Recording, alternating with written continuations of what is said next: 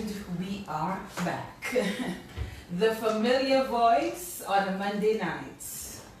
The In the Spotlight radio show. After a 6-week break, we are back.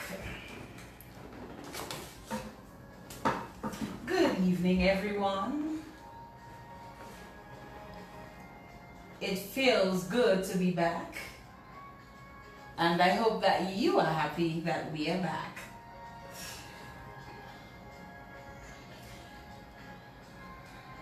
Of course, the break was due to just trying to pull myself together following the passing of my mother, Isabel Linda Drago. And of course, my mother, she was actually well known by everyone as Linda, but her real name was actually Isabel. She was somewhat unofficially called Linda, so none of our official documents had the name Linda. It actually had Isabel.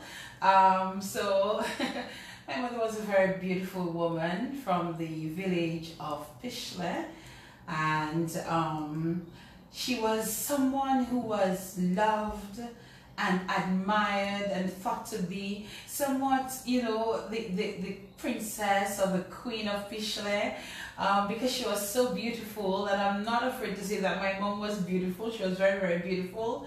And she loved people. She was full of life. She was full of energy. You know, she would meet everyone and greet everyone and smile and say hello. And of course, the familiar thing that everybody would say to me is, you know, I gave your mother a ride, you know, today. And the first thing she asked me is, do you know Fidina Frampton? And she would say, that's my daughter, you know, that's my daughter. You know, she was very, very proud of me, very, very proud of all her children. And so, you know, it was really a sad time for our family because her passing was a sudden one. You know, she was not ill. You know, she had the usual, as we know, the diabetes, the hypertension, but she was not to say somebody who was ill and, you know, somebody that we expect. I know we're all expected to go anytime, but we didn't expect our mom to go so quickly.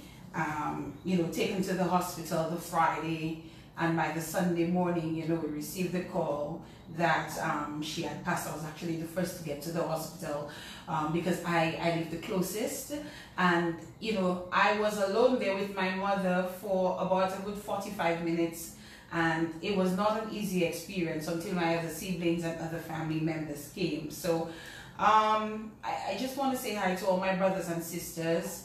But especially my sister Fadrina. You know, Fadrina at the beginning was as strong as a rock, you know, as solid as a rock, you know. But the day of the funeral, you know, I saw Fadrina, and it's like the roles just switched, and Fadrina just, you know, seemed so lost and unaware of her surroundings, you know, and that is where she actually broke down. And even today, you know, it's really, really difficult for her because my mother would visit her at work. You know, they would talk to each other almost on a daily basis, more than I did, actually. You know, I'll be honest to say that. You know, they had a much closer relationship than I did. And so it is a lot more difficult for her to get over, well, you don't get over that, but to deal with our mother's passing. So hence the reason why I took a bit of a break from the program for a while. And even with the recommencement of the show, I really wanted to bring on guests that I know would continue the healing process, who would inspire and motivate, you know, and just show love and that kind of thing. And so tonight I have Carla Armour, who I think is such a beautiful soul. And next week I have another powerful lady who will be joining me as well on the program as I slowly, you know, move back in to hosting the In the Spotlight radio show. So thank you for your patience. Thank you for your understanding as well in terms of understanding why I could not be there. And to be honest with you, I was a bit exhausted as well. I was very, very tired. I was doing summer courses. You know, quite a bit was going on. So I just felt like I really needed a break. And so I took that break, and I hope that I am now ready to resume. And that's we're talking about difficult moments. We know what is happening right now as Hurricane Dorian is just lingering over the Bahamas, just lingering there and just moving, not moving at 0 miles per hour, you know, having done all its havoc over the islands. Well, more so is it, what's the island called? Abaco and Freeport, I was told, Grand Bahama. And it's just there for the last 36 hours. And we're being told that it may not move until about tomorrow night. I mean, this is just crazy. But what happened with this, you know, I have not been able to watch too many of the videos just because I don't think that I can. This is just taking us back to 2017 and Hurricane Maria. I mean, I don't want to imagine what is happening over there right now. The chaos, the fear, and all of that is happening now, especially in those main areas where Hurricane Dorian, Category 5, you know, wreaked havoc on Bahamas. And we know, we can understand, we can relate to those of us who experienced Hurricane Maria. And what we can do right now is continue praying for them, that they have the strength to be able to deal with this experience. We saw the Deputy Prime Minister this evening indicating the government's willingness to help Bahamas, and we know that Bahamas helped us. And it's not about, you know, because they helped us, we have to help them back. No, it's just the humanity and just having the heart to be able to reach out to an island or group of islands that actually need our help right now. And so an account has been established at the National Bank of Dominica. The account number is 115004385. I will repeat, it's 115004385, and that account number was given by Deputy Prime Minister Reginald Austri this evening as the government of Dominica established this account at the National Bank of Dominica Limited in support of our brothers and sisters in the Bahamas. Ladies and gentlemen, good evening. Let me welcome my guest, and I'm sure she's going to have some thoughts on the whole situation in Bahamas. So as we are already on that topic, I'm going to say good evening to her and just get her thoughts on what is happening right now with Hurricane Dorian and you know, what is really going on in the Bahamas. Carla, my darling, it is such a pleasure, such a joy to have you on the program this evening as we resume.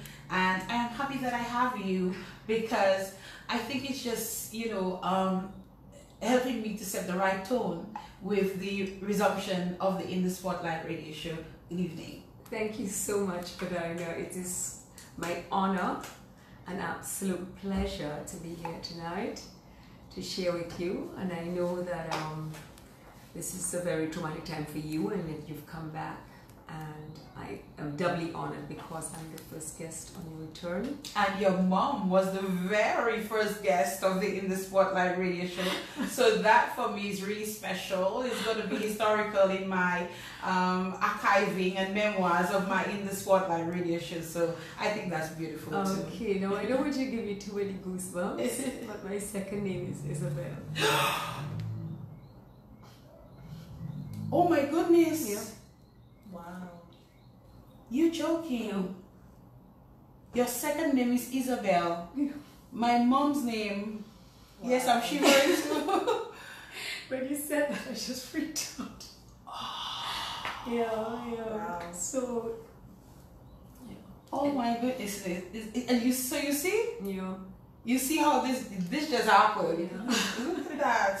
Oh, and she's tearing up. Oh my goodness! But I can imagine what you have gone through and what you are going through, and I couldn't imagine. I can't imagine. I can understand, Yes. and I can want to imagine, but I don't think there's really words for it. Yes. When you lose your mom, Yes. you know. So And I've actually lost both my parents. exactly. My dad was in 2011, and now my mom. So sometimes I chuckle about it, but you wonder. Sometimes you feel really broken when you say, "Oh my God, I'm an orphan. I don't have any parents. Any biological parents, that is." But Carla, I know there are so many people out there who love me and who care for me. Yes. So I know I have many moms and dads out there still, to look over me and to watch out for me. And there's so many times I'm sure that you can feel the energy of your parents with you. Mm-hmm. And so, they are always with you. They are Yes. part of you, and you just have to remember that and hold on to the memories. Absolutely. And that the fact that you hurt so much is because you loved so deeply. Of course, yes. So it's And that's my nature as well. That's my nature as well. Yeah, but talking about the Bahamas, I don't even want to see the videos. Yeah. Because I'm just a very sensitive person and very emotional, and I know what we went through for 7.5 hours here, and my sister lives in Nassau. Really? Yeah. So we've been getting, they're okay in Nassau, Okay. but we are just reaching out there. There are a lot of Dominicans in Nassau, a lot of Dominicans in Bahamas, but apart from that, just thinking about these outer islands where a lot of people maybe have immigrants that are living in maybe substandard housing, they Yep. definitely cannot withstand that, and what is going on with them. It's too much. Yes. It's just too much. We went through 7.5 hours. I don't even want to go through 10 hours. Much less for 36 hours.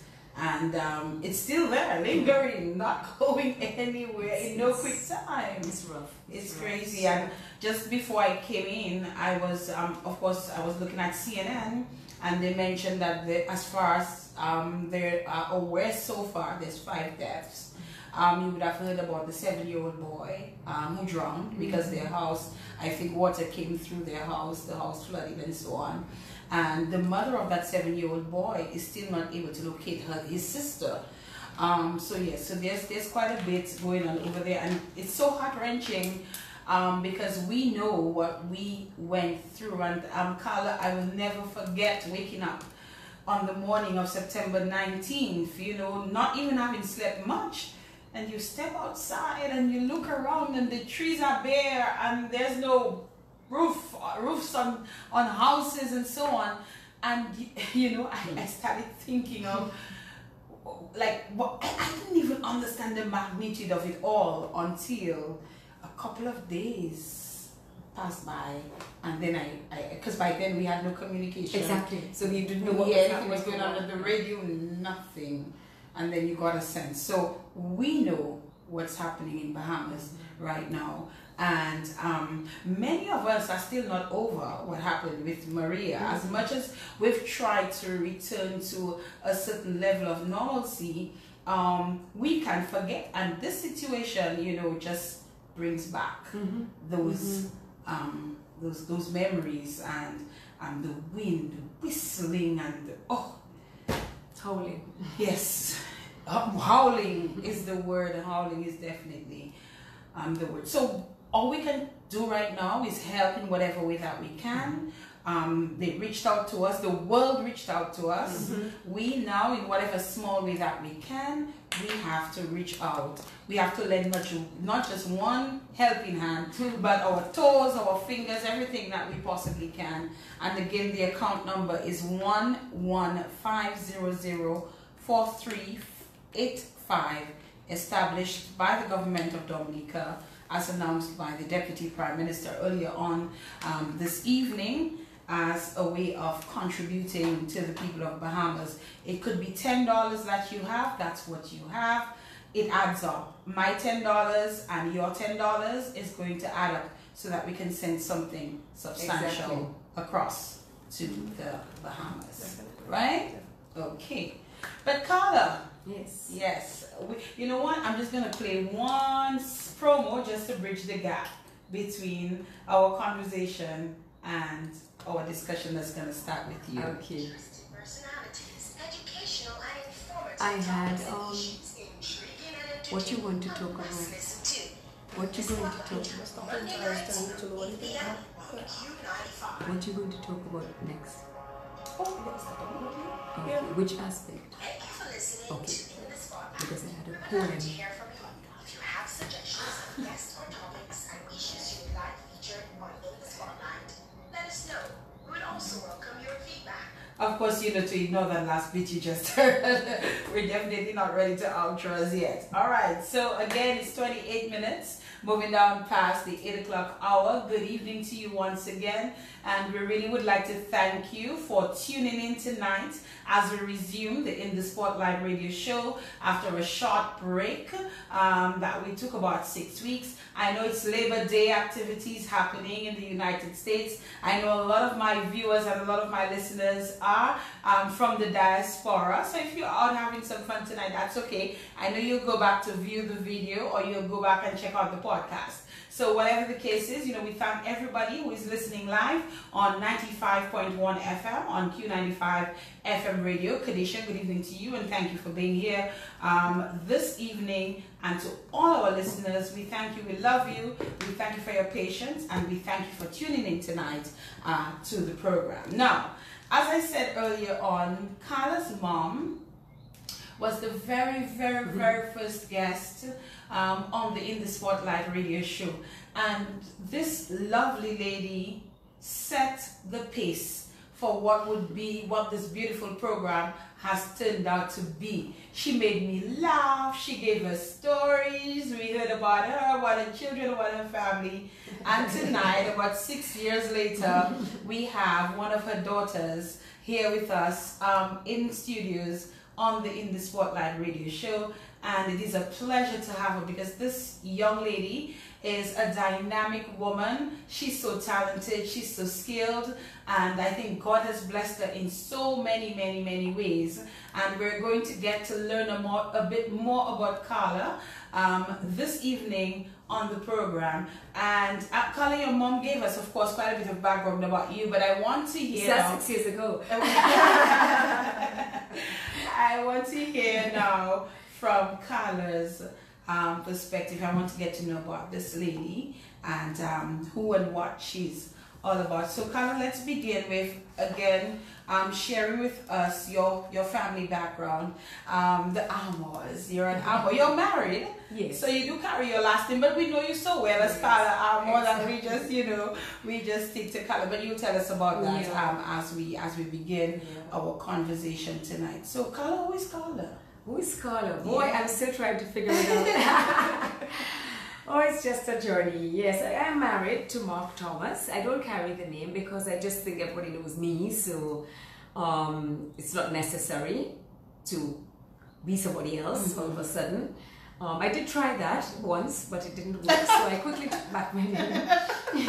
So you're very honest. You actually went by Carla Thomas. You tried that? I know. I tried the first husband's name. And nobody knew who the hell was calling them. Nobody answered my calls. Okay, well, I got this. It was you calling. Oh, I didn't know who the hell it was. I didn't put a call back. It's like, okay, thanks. So I quickly took back my name, and yeah. So, no, but I guess maybe sometimes when you grow up, you're a little bit forced, right? So a lot of people know you even if you're still young. I can't tell you how nice it is for you to be calling me young lady, because I certainly am not a young lady. I know, but you look like a young lady.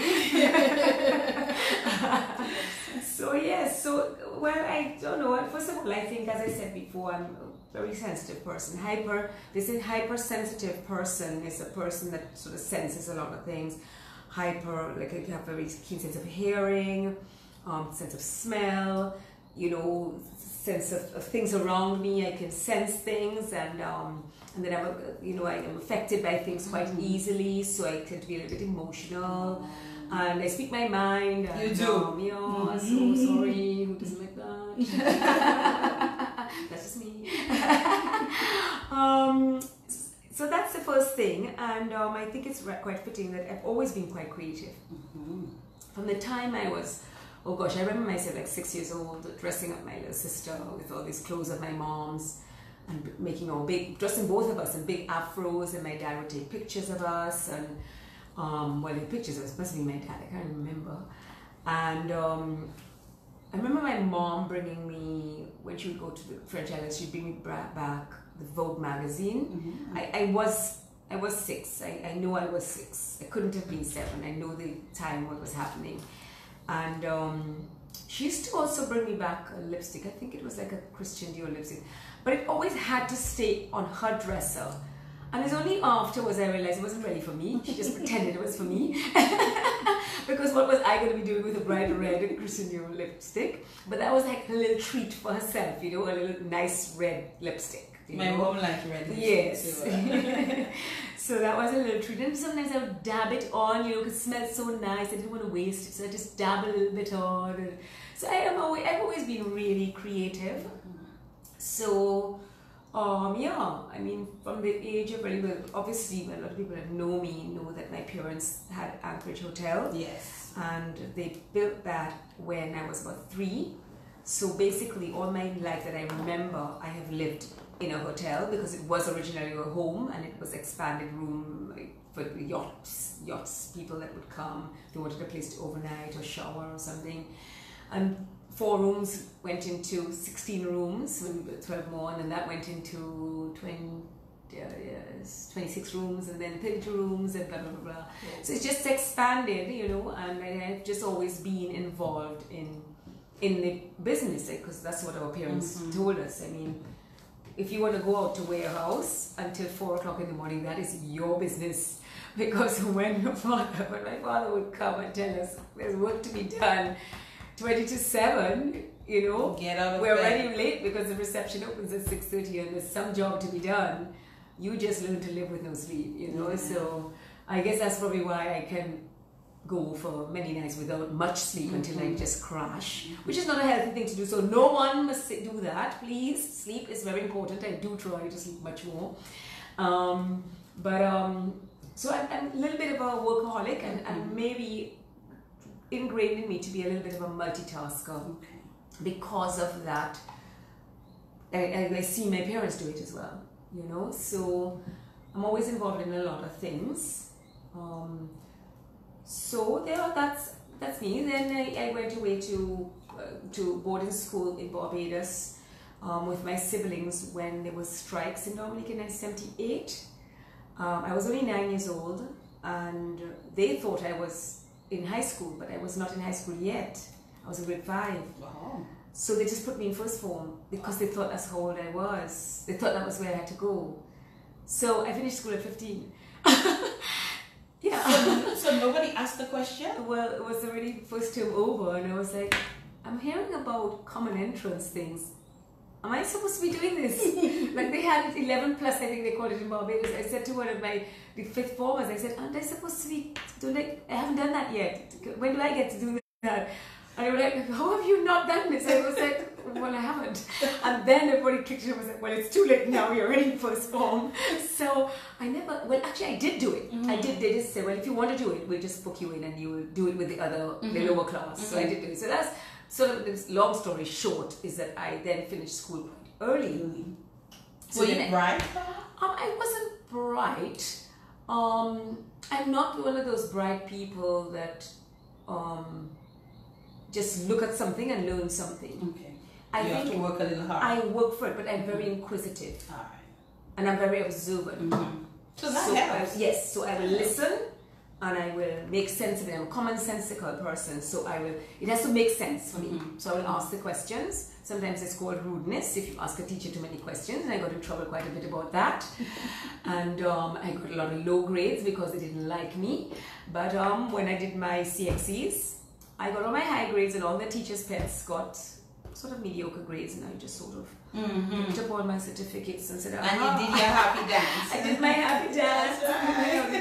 And the best part is that I was probably really rude because my eyes always have a rude look to them. I probably was really rude because I just said straight out. It's not often you get people admitting that. Carla says I probably was really rude. Okay, rude girl. Not in a bad way, but just like I know what you mean. But Miss, why why can't so and so? Or why is it so and so? You know, like asking. Right? So you would challenge a little sometimes. Yes, I want to know. I want to know more. You know, but I wasn't a horrible, like a bad child. You know, some children get up to bad things, and I wasn't like that at all. I was always in well, no, my mother would have killed me. Going to bad things. And then my grandmother and my grand aunt were in Barbados, and my auntie Sybil. So you can't, I mean, they will just call you relatives, and you don't get away with that kind of crap. I'm not a rude person in the sense of being hurtful and things like that. Not like that. So just like a little rebel then? A little bit, but not in bad things. In like wanting to, okay, let's do things, you know. But anyway, to cut it long story short, so they didn't. Everybody comes and everybody gets made a prefect in fifth form. It's like everybody almost gets made a prefect.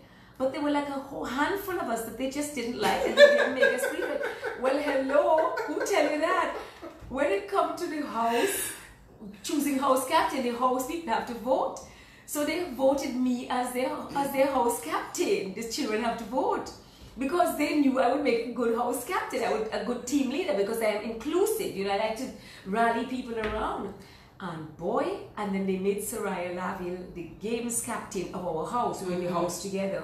And people was that a Dominican as well? Yes, Soraya Laville, yes. So Soraya and Lucia, her sister, Lucia was older, were in school with us. And Lucia now, we knew. Lucia and Soraya, when you see we did inter-school sports, and they saw those Laville girls coming with their javelin and the high jump, those other girls in the other schools in Barbados, they used to quake. Because I tell you, Soraya could jump high and Lucia could throw a javelin. So when they come out, they voted in Soraya as the games captain, right? So you have two Dominicans there and Soraya, you understand? And but Soraya was a prefect. You know, Soraya is a quiet, very well-behaved child, a nice person, but you know, we were well tight and stuff. So it's like anything that I need a prefect position to achieve. I would just say, Soraya. That's it. Soraya, deal with that one. So you all tag team. You understand? Tag that one. And it worked. It worked. I love that color. Anyway, but in the end of the speech day, I was there, and our house did so well because we really rallied up the house, and we were not a very popular house. We were not always doing great. Why? I don't know, that red-colored house. It was always a problem. But girl, the color of the house was red. Red, yes, we had to wear the red sash, and the blue sash always had to always winning everything. Really? Yes. Sorry, oh God, that's a very political. I swear. Covington High School. This is in the 80s. This is like 1979, 1980, 82. Okay, sorry guys. I'm just talking about something in the past. Hello, backtrack in the past. So you know, so it was a shock that when we had to have speech day. Now I was just picking up all of these cups for deportment, for conduct, because I was the captain of the house. Yes. You see, and then Soraya didn't make it to the graduation. So when I had to, when you have to pick up speech day, I had to pick up all this stuff for the sports. Imagine that. The non-prefect. And every trip I made up that aisle, I was just looking at those women. I was like, check me out. And you know, I was all 16 you were years old. I was so rude. And can you imagine, Vadina? Tell me. When I went to that graduation, I designed my outfit. And I got Auntie Elma Bully to make my outfit. She made 3 outfits for me that I designed. And I was just about 16, yes, maybe 16 and a half. And I went to Barbados because we had certain outings that I had to make at that school, and I was going to go large and in charge. That's it. Hello. You were going to make a statement. You understand? And I went in my own designs. Hello. Tell me, tag me. Fact. You know, that's a new one I learned from the Dominica's Next Supermodels. You know, they say something and you call it fact. Fact. I'm using that now. Fact. I love these young girls. Oh my gosh. Carla, you're killing me tonight. You're killing me. So that was high school. So you made your outfits. You had your outfits. Well, no, Auntie Elma made. I designed them. Yes, and Auntie Elma Bully, she was on Cork Street. You know that big house that is Pokey's Pizza now? That's correct. That's where she was living upstairs. She sewed for us since we were children. She sewed for my mom too.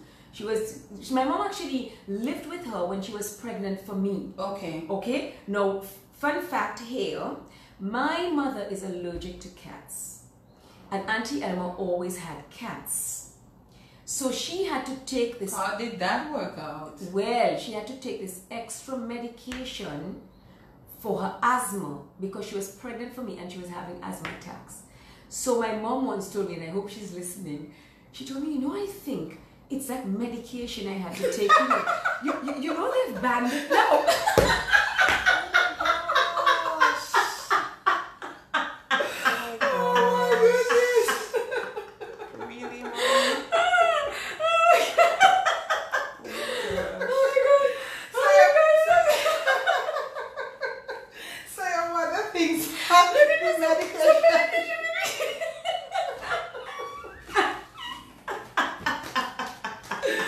Fact. Oh my God. I'm sweating. And the medication is banned now. That's what she told me. Let's talk about them a bit. Oh my God. Especially for those who probably have not heard the program of your mom. Although Yes. I think I repeated it once or twice already. Well, my mom is a kick, okay? Because I always told her. A kick? She's a kick. She's just a scream. She's a scream. She just loves to give you a joke. But she's a dry. But can I tell you? She's dry. So listen to her. I always used to say, I hate my toes. They're so ugly. And as a mother, you are just beautiful from head to toe. You are not. There's nothing ugly. You're so beautiful. So I'll tell you, one time we were trying on some shoes, and she looked at me and she said, oh my God, they really are ugly. And she said, no, I'm giving you a punchline. They must be your father's.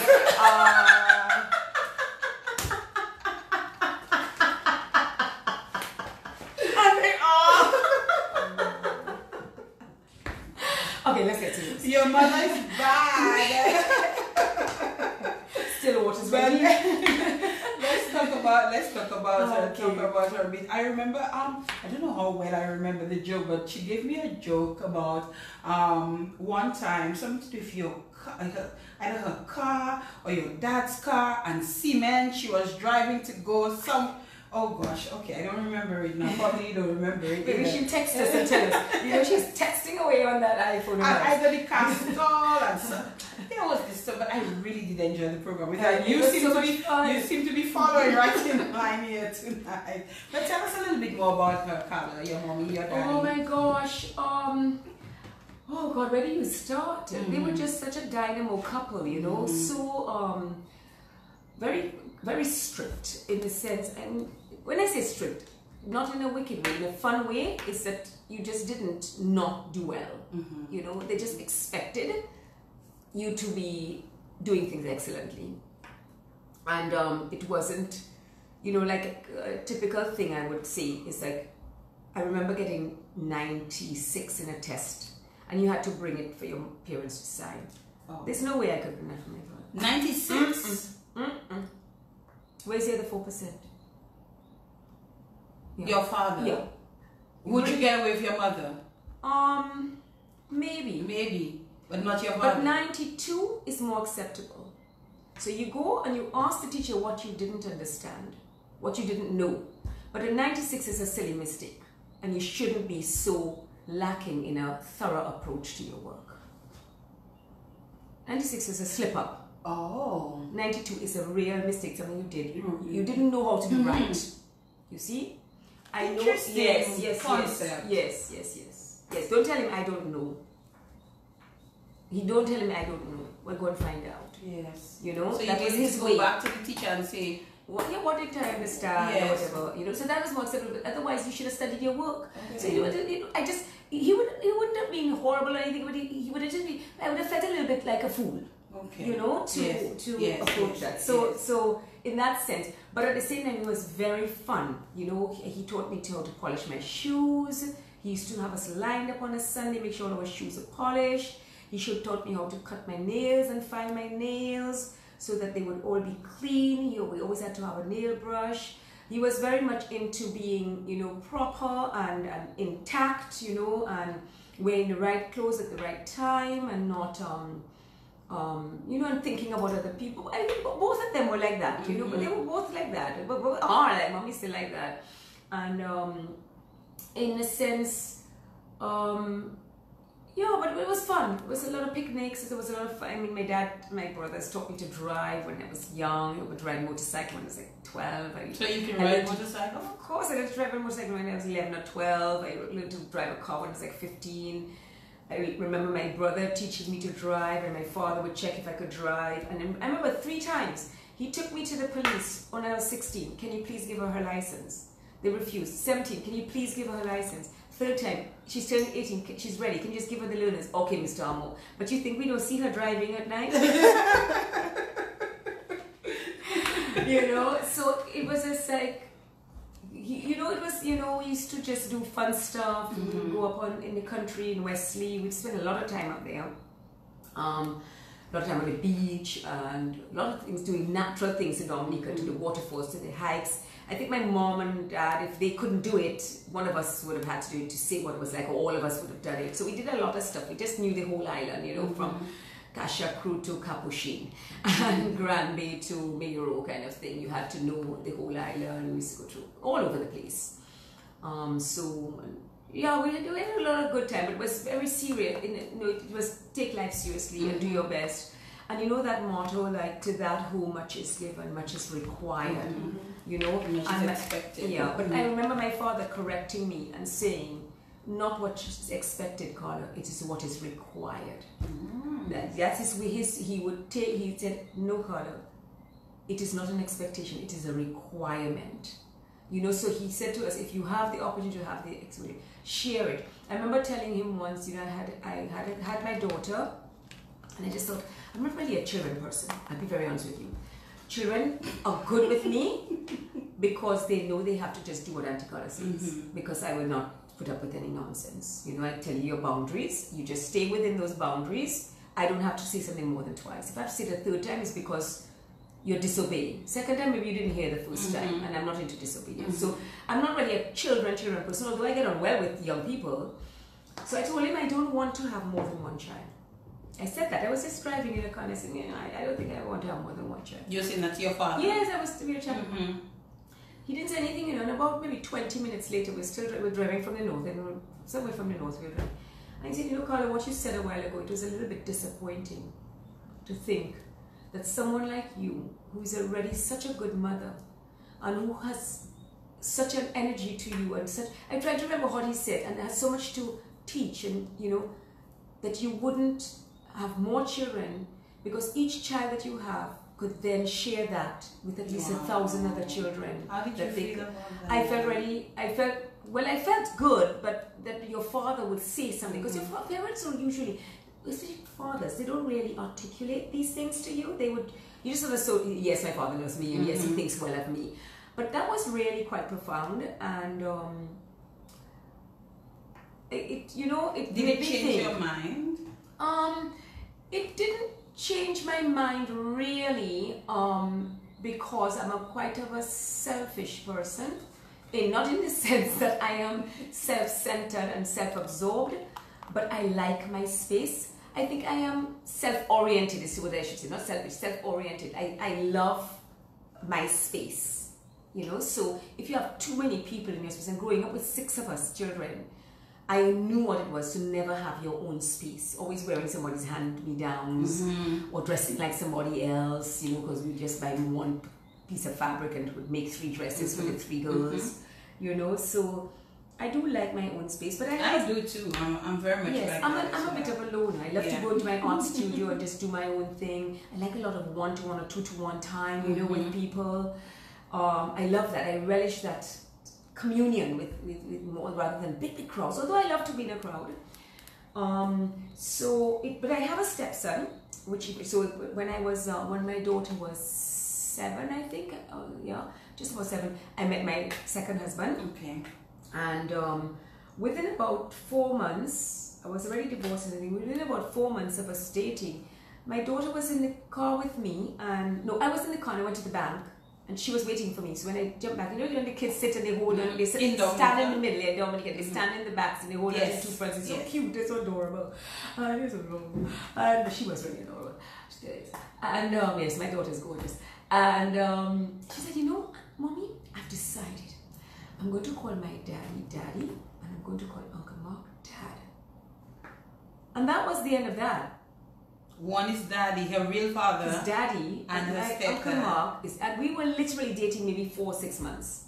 Oh, she liked And him. she just was so in love with him, and he was Connected. such a great guy. I mean, how do you not marry a guy like that? I mean, every child would flock around him. He would have like 12 children in the botanical gardens playing football and kind of stuff. Like everybody would just drop their children for Mark.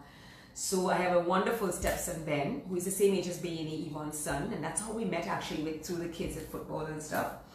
And then we have, so there's his, mine, and ours, and then we have a 15-year-old son who is an absolute gem. Okay. He's in England right now. He's going into 5th form tomorrow, and he's doing 12 GCSEs, and he's doing the maths and the sciences and the statistics and all kind of stuff like that. So Good luck to him. really has his father's brain, not mine. Yeah, he's really good. That kind of person that will see something, read something, listen to something once, and boom. From the time he was a baby, you know. And I read somewhere once that you shouldn't let young children watch TV when we were pregnant for him. So we never let him watch TV. His back was always to the TV, and they said something about the way the pixels on the computer and the architecture of the brain as it's developing, it does something to them. So we didn't let him watch TV at all. Okay. Until he was over 2 years old. Okay. Okay, and they say up to 2. And when he did start to watch TV, the only thing he watched was nature programs about science or nature. And from the time a child is like 4, he could quiz you on anything. I think he was 5 years old when he gave his sister and her friends a 25-question quiz, which they got maybe 2 right. And the person that got these 2 right is because she was his, she used to have me babysit, so she probably heard some of his stories. Oh. Yeah, so he's that kind of child, but remember he was here for high school, for common entrance. He came second in the Ireland. Oh, I see. Yeah. A pioneer, he was a pioneer. Yes, Yeah, okay. yeah. Okay. So, and his best friend at school, Malik, came first with 1 point difference. So Wow. he said to me, I said, oh, Adam, are you ready? He said, Mommy, the only person that can beat me in that common entrance is Malik. And he's allowed to because he's my best friend. At the time, you know, yeah, they were in class together, you know. So, so that's my kids. My daughter is in Melbourne, my stepson is in Shanghai, and my son is in England, in Hove, in Brighton, Hove, where we live. Okay. There, yeah, with my Alright. husband, yeah. Because you do not live in Dominica at the Not moment. full time, I just Okay. visit every now and then Okay. for a few weeks. All right. Yes. And as you are now, and we'll talk about what you are here doing Yes. in just a while. But I want to talk about your siblings as Mhm. well. So you do have siblings. Mhm. Tell me what differentiates all of you. So you are probably the more energetic, probably creative one. Yes, I'm probably that one. That one. Yeah. Okay. You don't need to say Who's anymore. the first? David. Oh, who is David? I don't Who know is David? Oh my God. I don't know David. Well, I look exactly like David. Really? Yes, David and I look the most alike in the entire family. Okay. People think Yvonne and I look alike. If you see, like, he used to fly for Liat for many, many years. He's Okay. a pilot. Okay. And he used to be a pilot. And then he flew for Caribbean Star, and he flew in St. Vincent. And he's up in Portsmouth now with my mom. Okay. You know, but he has been up there for a while, even before the hurricane. He was more stationed up at PV, at Portsmouth Beach Hotel. I don't know. He's very quiet. He's a Okay. Jehovah's Witness. He has been since he's about 16 or 15. Okay. Yeah, and so So that's David. so that's David. Yeah, Yeah, he's more a the real quiet smart side. one. He's a real smart one. Okay. He's a very gentle soul. Okay. He's a wonderful, wonderful child, person, human. And my son is named Adam David Armour Thomas. So that gives you some inclination as to the kind of love and affection and esteem that I hold him in, because he's a really, really, really, really special person. Okay. And really. I mean, like, you really, it's a pity you have met him. I don't think Yeah. I have. Yes, some good dry jokes. Good dry Oh, jokes. dry jokes. Good dry jokes. But he thinks they're really good and juicy, but David did not. Adam always laughs. Oh my you know. God. And you're telling that to the world, are you, Carla? They know. Anybody that knows him just laughs along with him. And I'm laughing at a joke. No, I'm just kidding. No, he's great. No, he's a great guy. Really gentle, so really can count on him. You know, really you can count on him. Person. And then there's Yvonne, who's the educator. She's obviously in school and with the kids, and me and my friends, and always teaching. She was head girl. She went to the school, in boarding school. We were literally there 2.5 terms, and then they made her head girl. And they had people that were in school for 7 and 8 years that were all expecting to be head girls. So what they did is that they said, okay, we're going to have to do it one head girl per term because they so wanted her to be head girl. Oh. Yeah, because she's just that way, so organized, so disciplined. So she's the organized, smart disciplined, just smart, yes, switched on, you know, and yeah. So she just today she was doing some training for DEA with. So she's studied hospitality and tourism and institutional management. So that's her thing, and she's worked with CTO for years and in St. Vincent. So she worked in tourism and hospitality for many years. All her life, really, that's what she's done. And then obviously she had the Montessori School of Dominica, Montessori Center of Dominica. So a lot of our children went through her time, and then she went over to Haiti for a year to do Montessori schools there. So she was on a UN contract, I believe it was, where she did a model school and then went to do satellite ones, training the teachers in the, like what she was doing here with the early childhood education. So I believe she has been quite instrumental with the Ministry of Education in bringing an awareness to the importance of early childhood education. So I may stand to be corrected, but I'm sure, because I remember her going to a lot of those meetings and trying to think, because it's so important to have the children when they're ready to start school, then they are equipped and they don't feel behind, you know. And especially if you have people that are from a community where maybe their parents did not get an opportunity to further their education. If you're in a class with a person that has had a lot of support from their parents, it could mean that you have two children sitting next to each other and one is at a little bit of a disadvantage. It's so important to have all the children in their early childhood to sort of, you know, from preschool sort of thing, at Montessori thing. Okay. Yeah, so that's Yvonne. Yeah, that's Yvonne. And then there's Andrew, and everybody knows him. He's the one with the diving and the boats and the whales. Yes. You know, and he's known online as a whale whisperer. He swims a lot with the whales. And yeah, he used to manage Anchorage for a long time. So everyone knows Andrew. He's the red one. I know him. And then there is my brother Fitzroy, and he is a doctor, and he's a doctor in Trinidad, but he lives in Tobago, so he takes a ferry thing over. So that's why he's not here. So he's a doctor in Trinidad. He's been there for a few years. And then there's me, and which we'll talk about later. And then my baby sister, who is 3 years younger than me, who I really didn't like very much at all. Oh my, but that has changed. Well, who did she think she was to steal my spotlight? Coming after you, right? right? For 3 years I was this little princess, you know? What is this child thinking? You know, who is this? And she had to be born so damn cute, you know? Oh my God. So everybody all the attention just switched from her, of course, from me the to last her. one. So I think also I'm a little bit of middle child syndrome, where I'm always like, you know, I still count, I'm still here, don't forget me. And she's a doctor in Nassau. She has a PhD in family medicine. So. Okay, all right. So that's just 4 kids, 3 boys and a little girl. Yes. So that makes up the Amo clan. Yes, and there's 19 grandchildren. 19 grandchildren. 19 or 20, I think. Thereabouts. Yeah, thereabouts. Okay. One of whom we know very well, Miss Lassa. Of course. Miss Dominica, Miss so and so and so and so, you know, did very well for herself, participating in all of these pageants. Was it Caribbean World? Well, we did Miss Caribbean World. That was first runner-up. We did Miss Dominique, obviously. We did Miss Caraval in St. Vincent. That was Queen. We did Miss JC's International. That was Queen. We did Miss Caribbean Culture, Queen. And then we went to Miss World in Bali, and she came in the top 10, which was 7th place for talent, which was the same talent that people were laughing at in Dominica, saying that wasn't talent, that was so foreign, but that's the talent that she won everywhere she went. So I guess people that said those things and tried to hurt people's feelings, they must learn to shut up, because it's not nice to say hurtful things. That's true. Especially online, and then, you know, it's just horrible. So, I mean, we had to literally have a social media manager for her team, because we just didn't want her to read a lot of really horrible things, especially after the Miss Dominica pageant. So, but you know, then she went out there and vindication. Yes, it's that's sweet. what it was. And Carla, before we get more into you, and this is part of you as well.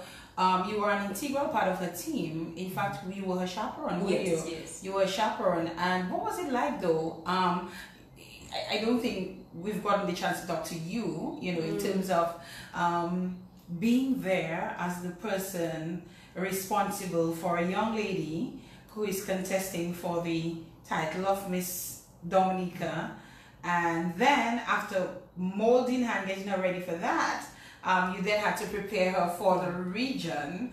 What was your approach to Les Lasses? Team. That is the approach. A strong team that you know that you can, that is in charge of each segment. You have somebody in charge of each segment. That is the key. You know, and I think that, I mean, actually Les Lasses told me the other day, and I was thinking, oh God, Lasses, sometimes I feel like I like to bully people into my way of thinking. And then she said, actually, Auntie Carla, I was just talking to Michael the other night, because he's doing his MBA, so he was his fiancé. So he was discussing something, he was studying about team leaders and stuff like that, and they were discussing people that she knows that are really fit the bill of how a team leader works well. And she said, you know, Auntie Carla is there. That's like Auntie Carla, it's just like that.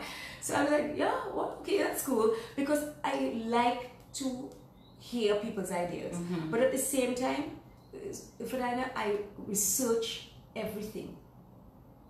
You know, I'm into minutiae, and I do not speak from a standpoint of ignorance.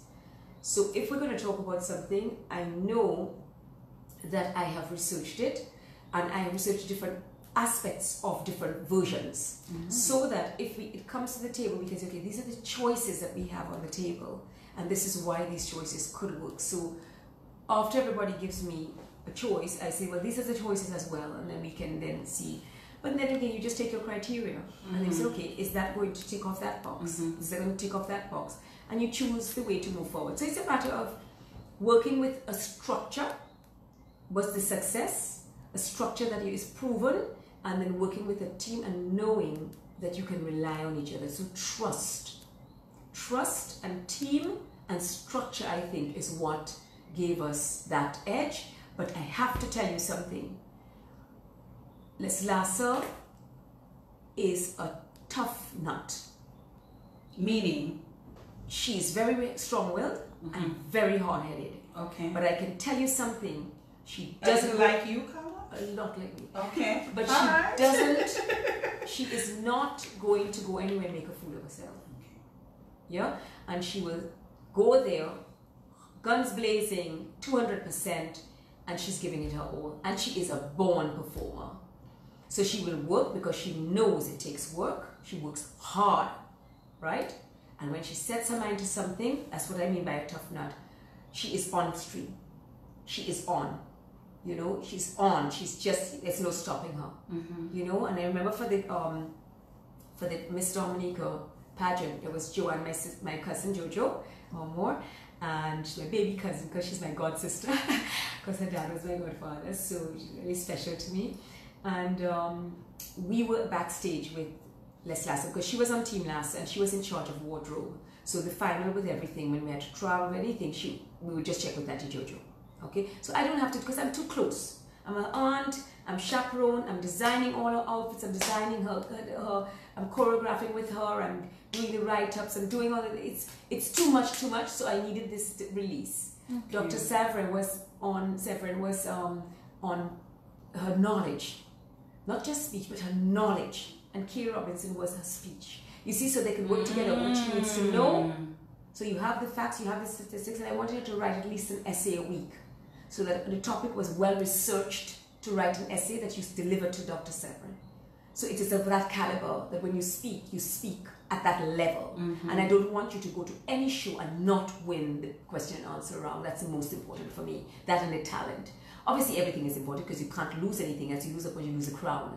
You know, and then your body, you have to be fit. You know, so I did a lot of exercise. I was probably skinnier than she was at the end of it. I was exercising so much with her, you know, for motivation, you know.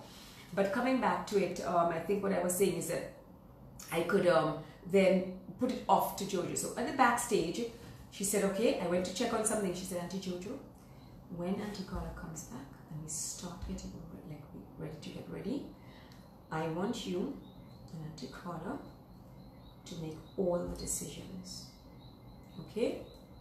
When I come to dress, I do not want to be asked a question. Oh. Because we had plan A, plan B and plan C for everything. Wow. If something breaks, bursts, pops, dries, leaks, drips, stains, we have a plan B.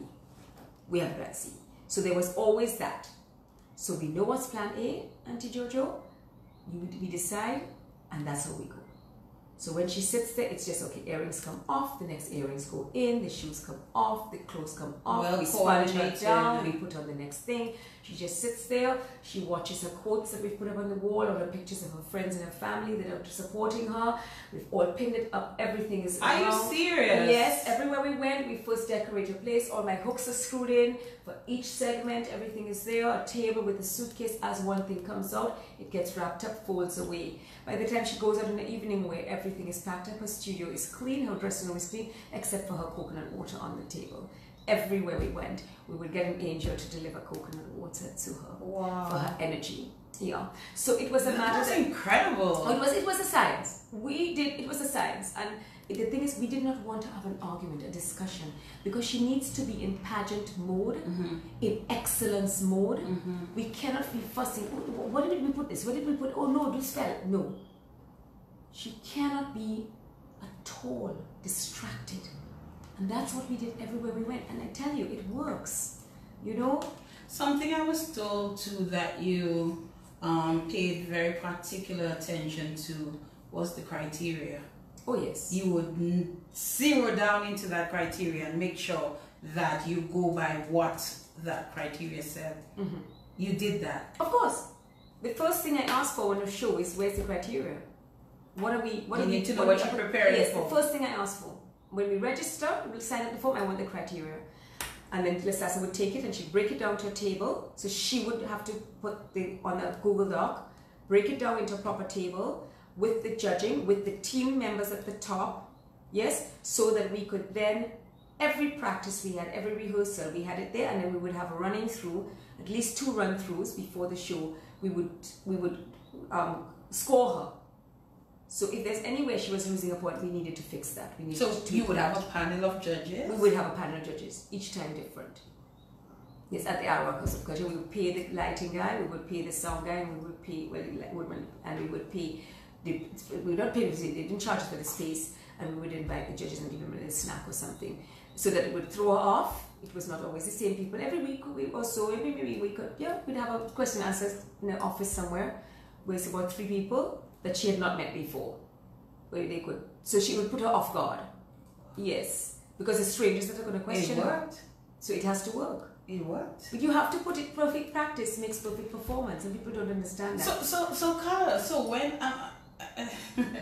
when you decided, when Lissasa decided she was going to do this, and did she come to you and say, Auntie Carla? Yes, she asked me, she said, would I help her? She said she was a chaperone or anything. I said, you really want to do that? I don't know anything about chaperoning. I mean, look, I went up for Queen in 19... You did? You know, I went up for Queen. Sorry. I went up for Queen in 1984. Yes, I went to Queen in 1984 with Wynand Adrian, Alice Giuppini, Severine Giuppini, with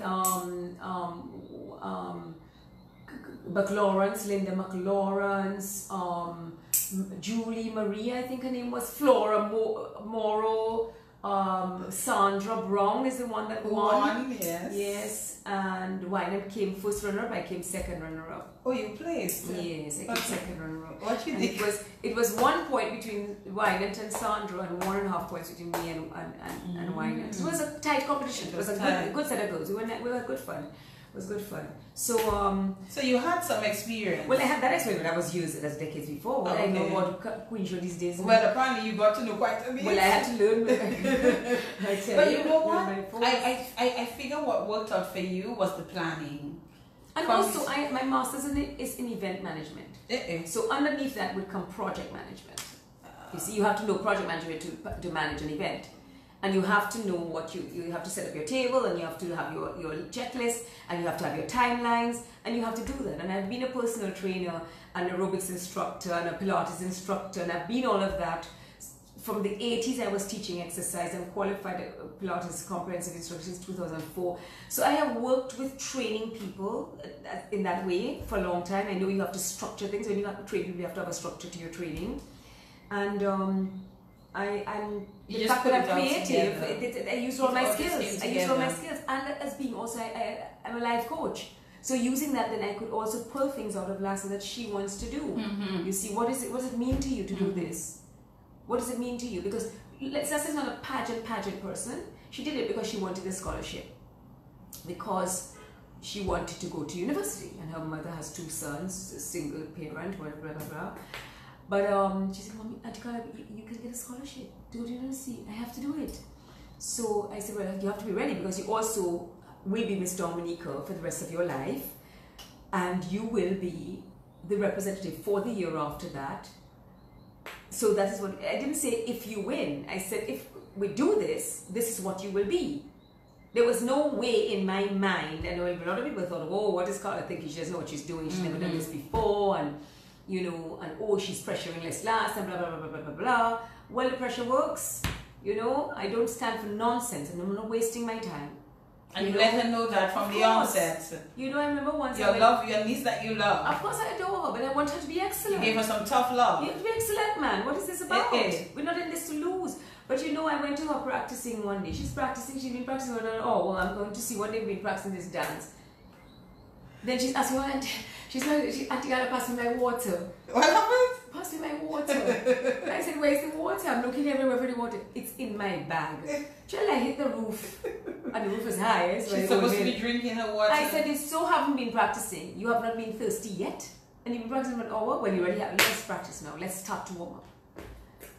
And that was the end of that kind of little cushy practicing. Okay? And from that time, let me tell you something, Lassa was under some fire. But then she's just started to shine, and she could see the dance was working and stretching. Because she has scoliosis. I was about to say, I remember her telling me that she has scoliosis, and it's because scoliosis means that you kind of go towards. Yeah, she's very crooked. Yes, but she knows how to hold her body. Yes. If she just really relaxes, she's very crooked. So which means her muscles are slightly twisted, and therefore she's very tight. So to get into certain positions and certain extensions she needs, and I know about exercise because it's all about extension and flexion and things like that. So I knew what to give. I was the one that said to her mother, "This child it looks like she has scoliosis, get her to a doctor." So if I hadn't said that, she may not have caught it, and she might have had to have surgery, but caught it. She got into a brace, and then I gave her the Pilates exercise. She spent 3 weeks with me in England, and then she came back and she continued her Pilates at her physio, and she was in the back brace for 5 years. A full body brace from the chest to the hips. Yes, I remember that. So she had to do these warm-ups as her body was tight. Anyway, going further than that, it's just that she was looking for excellence. Another little story, after she got first runner-up in Miss Caribbean World, she just sat there. Elma Aaron was with me there. It was my first pageant overseas, so I really thought, "Elma, come with me. I don't know what to do, really."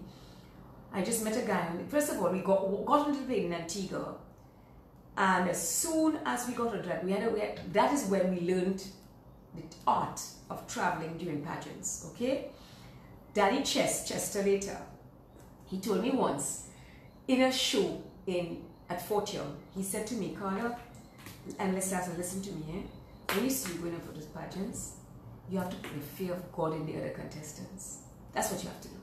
You have to be so confident, you have to be frightened of you." Okay? So that is how she approached it. So when she get on the plane and she knows everybody's boarding to go to Tortola in Antigua, good. Where is it they're calling that flight? In the bathroom. Let us organize it. And I just used to do the PM, pageant mode. I just used to mouth the words to her. PM. She'd get up, powder, in the bathroom, come out, pageant mode. And Mom said, "Charge on that plane." And when she gets on the plane, she said, "Good afternoon, hello. Oh, are you going to Miss Toto? Are you going to the community? Oh, hi, so am I. I'm Miss Dominique." Those girls just start to shake on the plane. They start to shake already. They start to shake. Intimidation. And then they realize, okay, it's just last, she's just being sweet. No, but honestly, you have to sort of put that in the seed of, oh my God, there's somebody that I have to compete with. Yes. Yes. And from Danny just telling us that before Miss Dominica, everywhere we went, that's what she had in mind. And I remember in Antigua, in St. Vincent, we had that show called Mother Nature. The dress that I had designed. I wanted to design a dress for Dominica, but we had so much on. So I said, let me design the dress for Miss Caraval. They said, no, we'll order the dresses. Let's order these 2 dresses. I hated the dresses, but we ordered them because it's a team. You must follow the unanimous thing, you know, it's a team. I said, this dress is horrible. Let's go ahead and have a chat. So I just went ahead. I took my money. I bought the fabric. I brought it by Sarah. I designed the dress, and we're secretly making the dress. Now the thing is, Leslie is taller than me, but we're the same size. Oh. So all her shoes and her clothes I can try on for her, right? So I was trying on a dress, but I was just standing on something for the length. But then the final trying on, the more final things that you have to have her for her body, because we have to organize the dress on her. So who tell you now? Come to do our work, now we have to get the lighting to see which dress will work best for things. So he said, and so after we had tried the dresses, I remember my cousin Jared was there, and he's into theatre and stuff like that, so we asked him to come and give his feedback. And he saw one dress that everybody was freaking out and was so beautiful, and he said, that is horrible. It's horrible. Carla, why did you choose? I said, me, I wouldn't choose that dress. Me? That looked like something I would choose. You're mad, man. No, we didn't even keep it and give it away. I said, it's too horrible to think we have ordered it. Oh, send it back. Oh, no. We can't tell anybody we ordered that. It was horrible.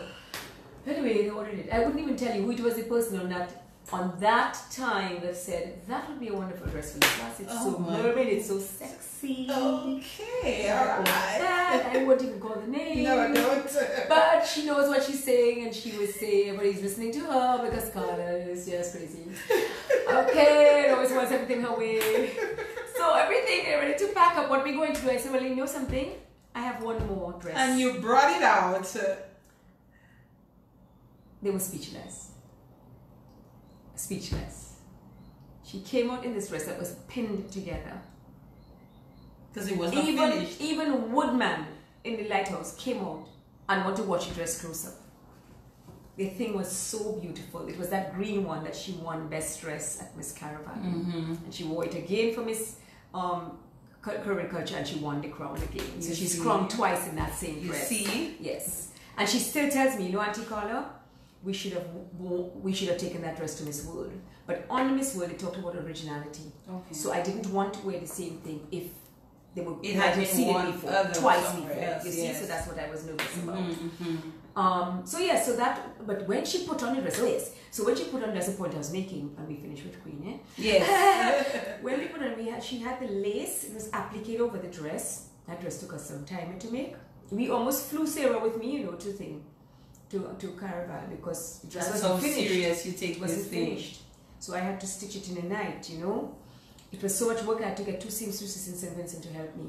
And then I thought, oh my God, suppose they've related to the people, the other contestant or whatever. Maybe, oh, who tell you know they were Jehovah's Witnesses and you, my brother David. So right there, I had 2 people ready to help me because we had to stitch everything. Only applique had to be done.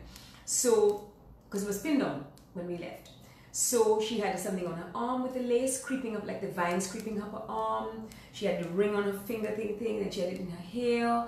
And then, you know, everything had to be across her back, pinned together. So it was like as if it was crawling up her body, like the ivy on her body. And it was just gorgeous. It really was, not because I designed, but it was really a beautiful piece of work. And Sarah Xavier is just a genius, you know. Love working with her. So when she was putting on the dress, she was fussing, okay, and that was after she had an episode about getting the hair done, you know. But anyway, we got the hair done. That's another whole story about them trying to tame her locks and them not wanting to listen to me saying, just wet her hair, just let her have a shower. She wet the hair, she'll come back and you'll do the makeup and the hair. Eventually, she just looked at her and she goes, what's going on? Oh, your auntie said you must shower and wet your hair. So why don't I just shower and wet my hair? Oh, but don't you know Auntie Carla is always right? That's what she told her. I would just do it. So she just did it, and she came back. And it was like, 2 minutes, the hair was back. And I said, oh my God, why didn't we just do that to begin with? I said, well, because I know her hair, you know, it's natural hair, it's kinky hair, you gotta do this, you gotta wet it. But anyway, so when we finished putting on the dress, coming back to Daddy Chest, she said, Auntie Carla, we finished now? I can go and frighten some girls. So when you leave your Let's cubicle, had the competitive spirit within her. when you leave your cubicle, you go into the main area where you're waiting to be called on stage. So everybody's dressing, she's ready. But Diana, when you see Les Lasser walked out of her dressing room, not only the contestants, you know, the hairdressers, the makeup people, Everybody. the chaperones, they just open their mouth like that and they say, well, okay, we finished with that show. That was it. We just finished with that show. That was it. That was it. When she went out in that dress, you could just see them. You could just see their bodies just deflate. Yes. And That they was knew it. already how she had danced. And they were going to pull the talent round because it was raining. It was a thunderstorm and rain. And they were going to pull the talent round because it was raining too much. And she said to the organizers, I'm the only dancer here. So the only person it really affects is me. And I'm dancing on point. And if I'm willing to do it, why should you call it off? I came here to win every round and I will perform that round because I've worked to win it. That child danced the best I've seen that child dance. She was flying through the air.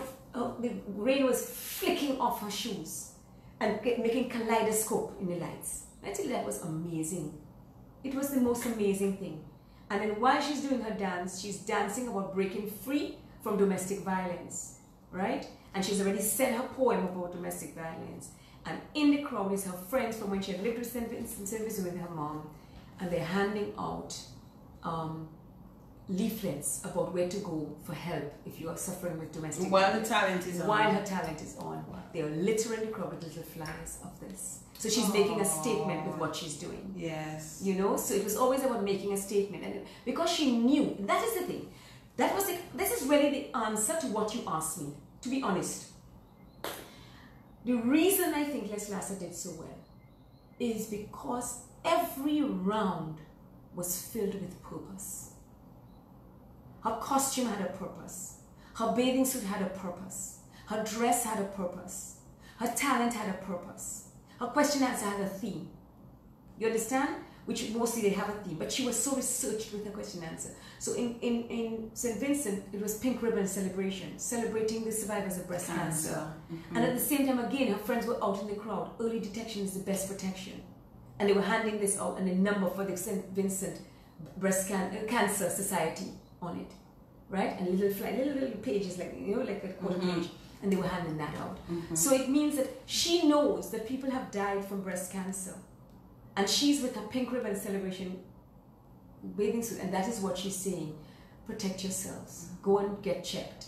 So it's a purpose. When she's doing that, it's not just a pretty bathing suit; it's a purpose. So she is there with her heart, thinking of people that have lost their lives and what she's trying to stop more people from losing their lives or from being sick, you know. So it was filled, every round was purpose filled, and she came out with that deep purpose from her inside. And every child that says, I want to go for Queen, I tell them, buy a journal. First thing you do is you buy a journal and you start journaling your deep thoughts and your deep desires and your deep passions. And you find out what it is that is purpose. What is your purpose? And then you go up for Queen. And as we're wrapping it up on this, not that I want you to divulge the secret to your success, but clearly you've been successful at it, you know, with Les Lasser having won all of those crowns. What is the secret to your success? What would you advise in terms of a young woman who is intending on doing it, her team, no pasala, her team, you past that age, her team, you know, that kind of thing. How can they work towards being successful at this? Well, this is being purpose-filled, having a trust and a faith in each other, respect. You have to respect other people's opinions, and you have to recognize and respect people's skill, you see, and their expertise. Nobody can be an expert in everything. So you're an expert in something, you do this, you deal with that. You head this team, this area. You're an expert in something else, you head this area. And as Mom always said, we must leave no stone unturned. And whoever we can find that can be the support for that, put them, let them help Les Lasser. Les Lasser is open because she realizes she can always, she will always want a critique on something. You know, not during the show, but afterwards we will go through and we will see how can we, even if she's won it, what do you think we could have done better? Because the next time there will be a stiffer competition. Of course, you know. Okay. So there's purpose, I think, trust, respect, and hard work. Hard work in every area. Because some people are too pompous and think that they have it all covered. And I'm not talking about anybody in particular, but I have seen certain things where you can see the pomp, that you just see that person is ready for a fall. Because when you put yourself up high, you know you fall higher, fall farther, you know, and harder. So yes. Yeah. All right, Carla, we're just gonna take a quick break, and when we come back, we're gonna talk some more. Okay. Yes. It's exciting. Good. I love it. Stay tuned. We're coming right back. This is the In the Spotlight radio show, making our comeback after a 6-week break. And tonight I have the fantastic Carla Armour with me in studios on the In the Spotlight radio show. Wherever you are listening, it is our pleasure to have you. If you're viewing via our Facebook Live, we're happy to have you there as well. Keep it locked. We're coming back with some more of Carla. I'm sending you a link up. 95 FM radio every Monday night from 8 p.m. In the Spotlight, featuring people from all walks of Dominican life, spotlighting their triumphs and tragedies, dreams, hopes, and aspirations, untold stories, touching the human and personal side of our people in politics, religion, sports, business, music, culture, the media, and more. Getting to know our farmers, public servants, youth, the ordinary Dominican. Listen to their stories. No limitations, no restrictions, no holds barred. In the Spotlight will also spotlight interesting topics, issues, and relevant situations. Don't miss In the Spotlight on Q95 FM radio every Monday night from 8 p.m.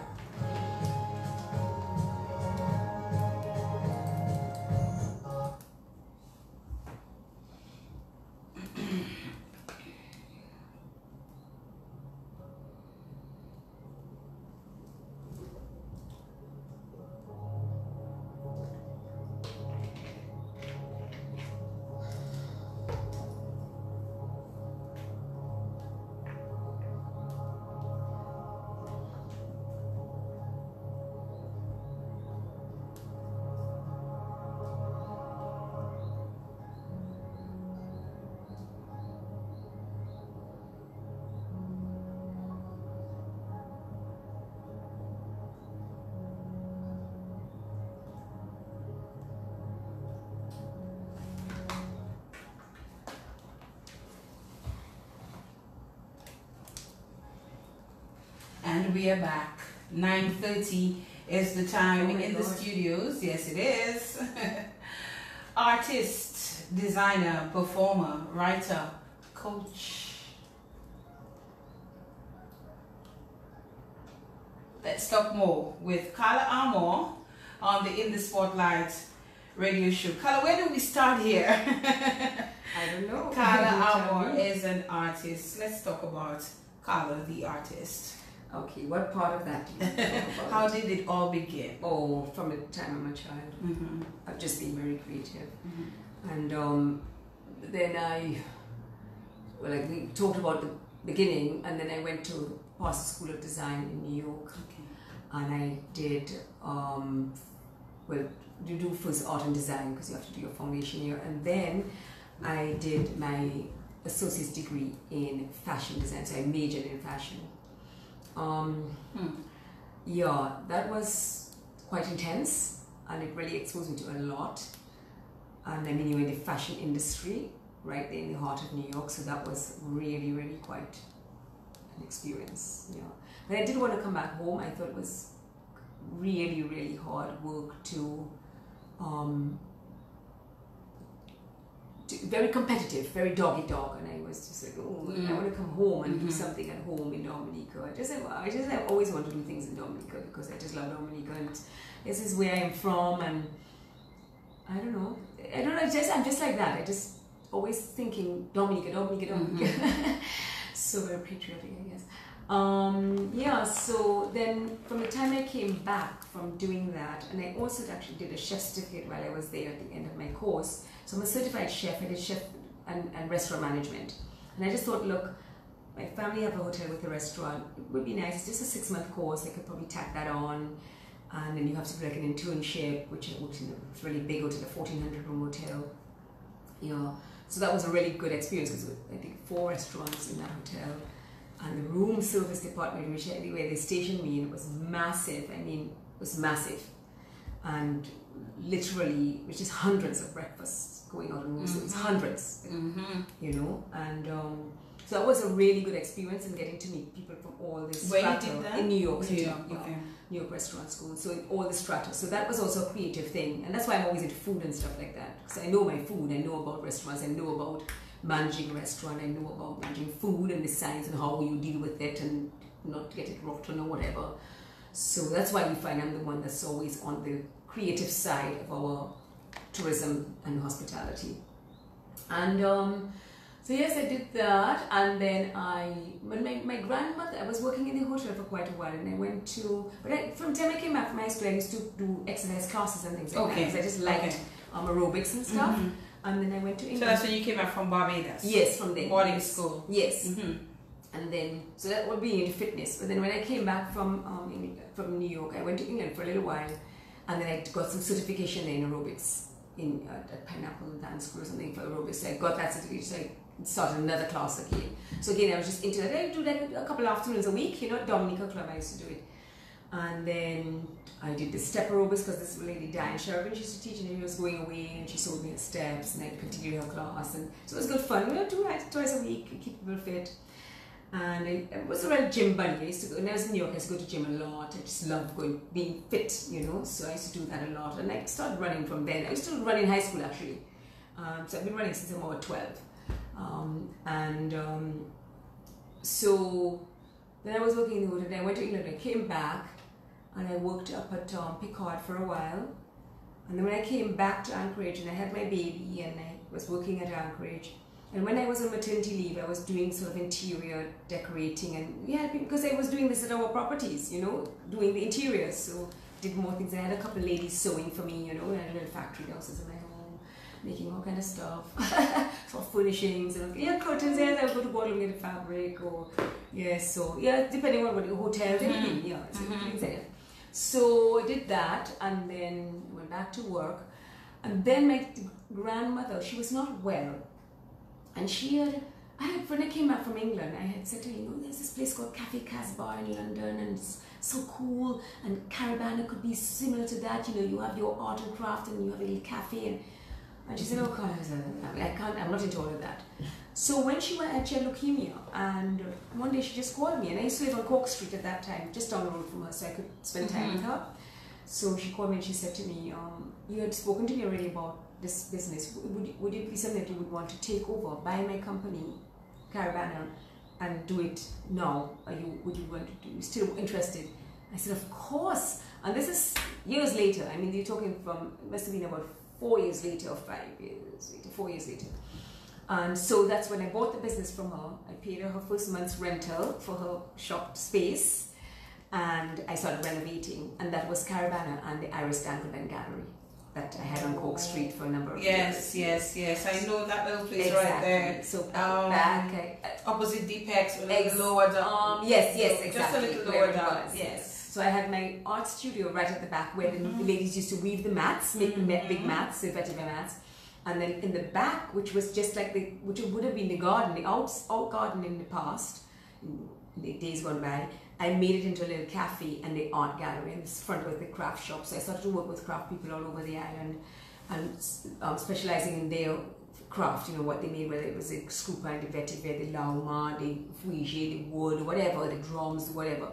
So I had the Granby people, the Penville people, the Bells people, the Cynico people, the Salibier people, because they make different things, you know, depending on where they are. The Tetmon people, You know, so it was people all over the island. I was getting craft, but really perfecting the craft to make it more user friendly, make it more handbags. People should have that as their lunchbox. I remember you used to have one, I think, as your lunchbox. Yeah. You know, so make it nice, make it sturdy, make the handle sturdy, so it doesn't fall down, you know, break. Yes, I think you bought it from me. Yes.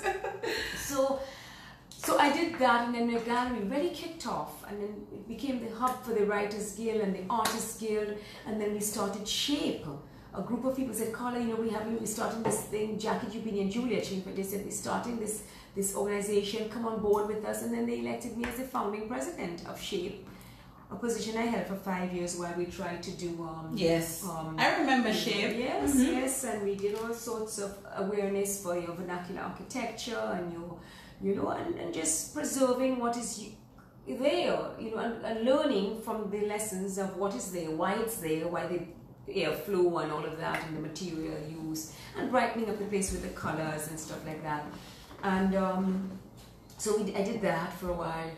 And I mean, all the time I was always with the Hotel and Tourism Association. I mean, I sat on the board of the Hotel and Tourism Association, must be at least 18 years of my life, just as a secretary or as a director or something. Yes, something. And then I was actually the secretary at the time when we opened our first office down on one of these streets over there.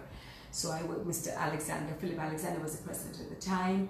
And then we moved. And then when I was elected president in 2000, then I was also president of Shape. So it was quite a lot of work. And I was doing some consultancy work at Anchorage at the time with the marketing and sales division. Because I would travel a lot for marketing. So I did that a lot. I used to do sometimes for NDC, for travel agencies, like travel agents, like a big breakfast. I would give a presentation on Dominica. So I did that a few times.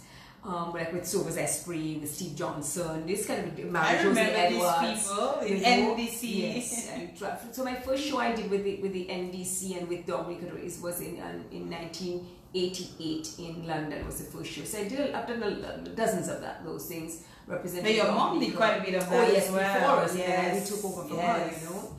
So that was that's what I know, because I used to go with my mom actually to them. I should say before that I used to go to the Caribbean ones with my mom and the French islands with my mom. From the time we were small, we do them. So I did that, and then by that time I was married to my second husband, and his contract was over, so we moved. Oh, so he was on contract. He was on contract. He was on a 4-year contract in Dominica with DBA. He was working with the banana with EU project, but it was on bananas. Okay. Yes, with DBM. He was at DBMC. Okay. But he had been to Dominica before. In 1982, he came for 4 years.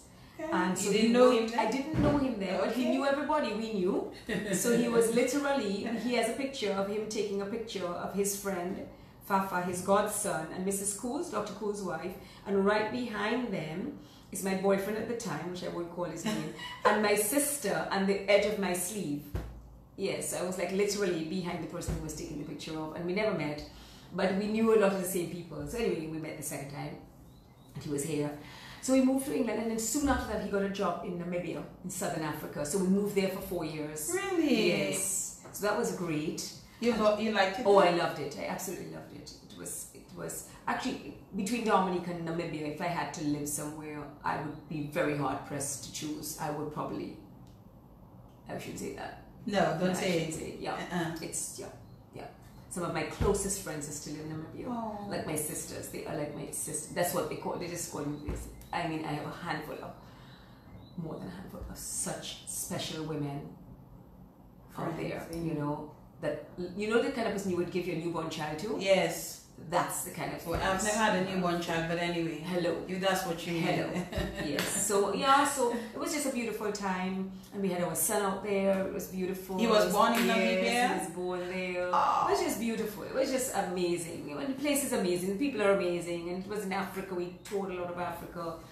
Then we came back here, and then we moved back to England for education. Really, we just thought it was better. And then Mark got a job.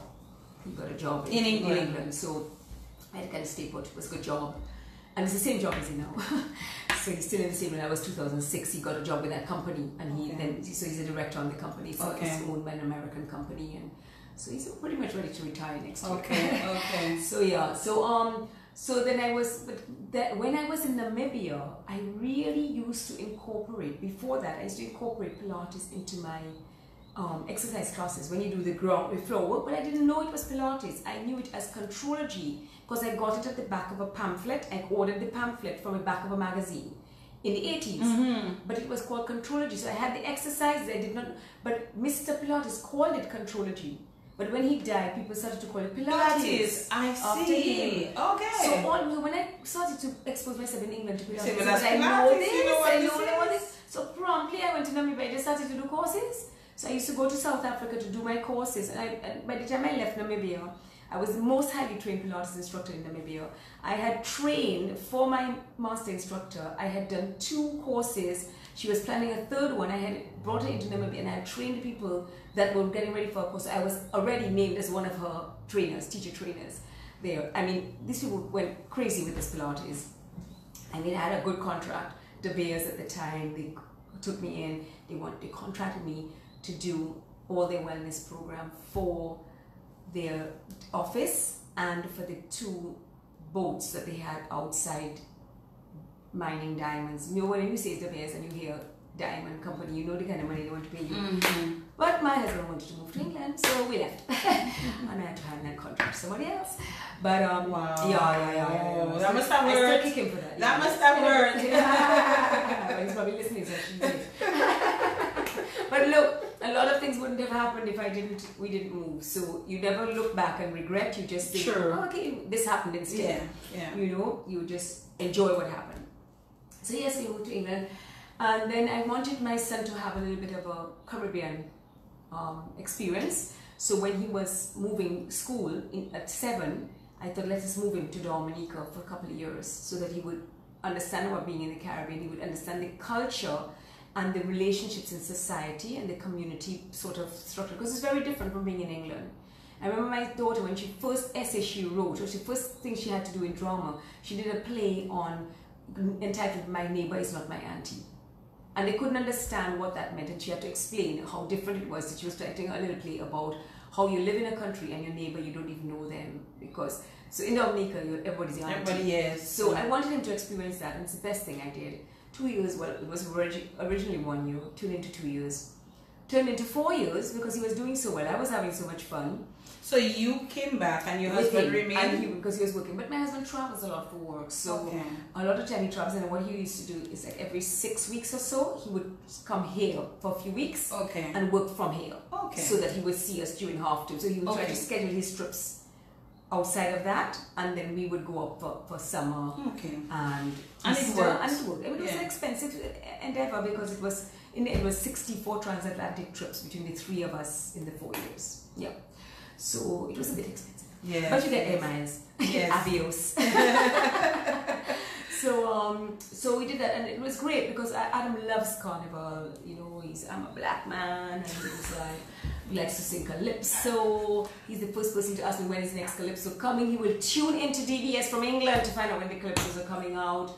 He was in full costume. He will go to Thunderbirds and go to ZA and we see what's the costumes. And then remember one year we were part of this thing, and he said, this is the Silk Road. It's going to say the Silk Road. This was the thing, the theme. So Adam didn't tell him, you know. He said, but he's called everybody uncle, you know, Uncle ZA. Like he calls his Earl, Uncle Earl, Auntie Mamo. It's so cute. He still calls him that. So he said, but that country that you include in that costume, that is not part of the Silk Road, you know. Because he knows the history. Like, we'll go back thousands of years and tell you, because he loves to read and loves to watch his videos about it. Anyway, that's it. But he put on his costume. He had to get it made and everything. So we went back after for high school, and so then I could step back into my career. Although I did do my Pilates here when I was here. Yes, I remember you doing that. So then when I went back, I didn't have my studio anymore because my equipment was here. So I work now out of 2 other studios so like I go in and just I work like in England. Yes. So so you still do that? Oh yes, that's what I do. Okay. So I do my one-to-one clients and my group classes and stuff. So my classes are on They started today, the classes are, but mine are starting next week because Okay. they just don't want, they just said don't even bother, just let Carla come back and we'll start a week later. Okay. Because sometimes when I travel I got somebody to cover for me. Okay. But they said Okay. fine, we'll just wait. So I had a text from a guy today actually, one of my one-to-one clients. He goes, Carla, are you still away or are we on for tonight? Because I have them at 6 o'clock on a Monday. So he was checking me.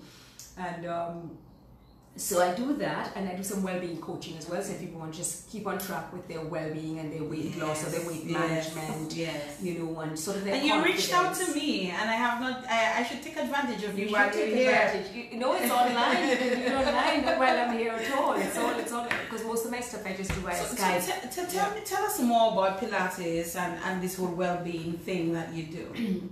Well, what is there to tell? What is Pilates? Pilates is a system of exercise that incorporates numerous systems like martial arts, yoga, aerobic, acrobatics, gymnastics, dance.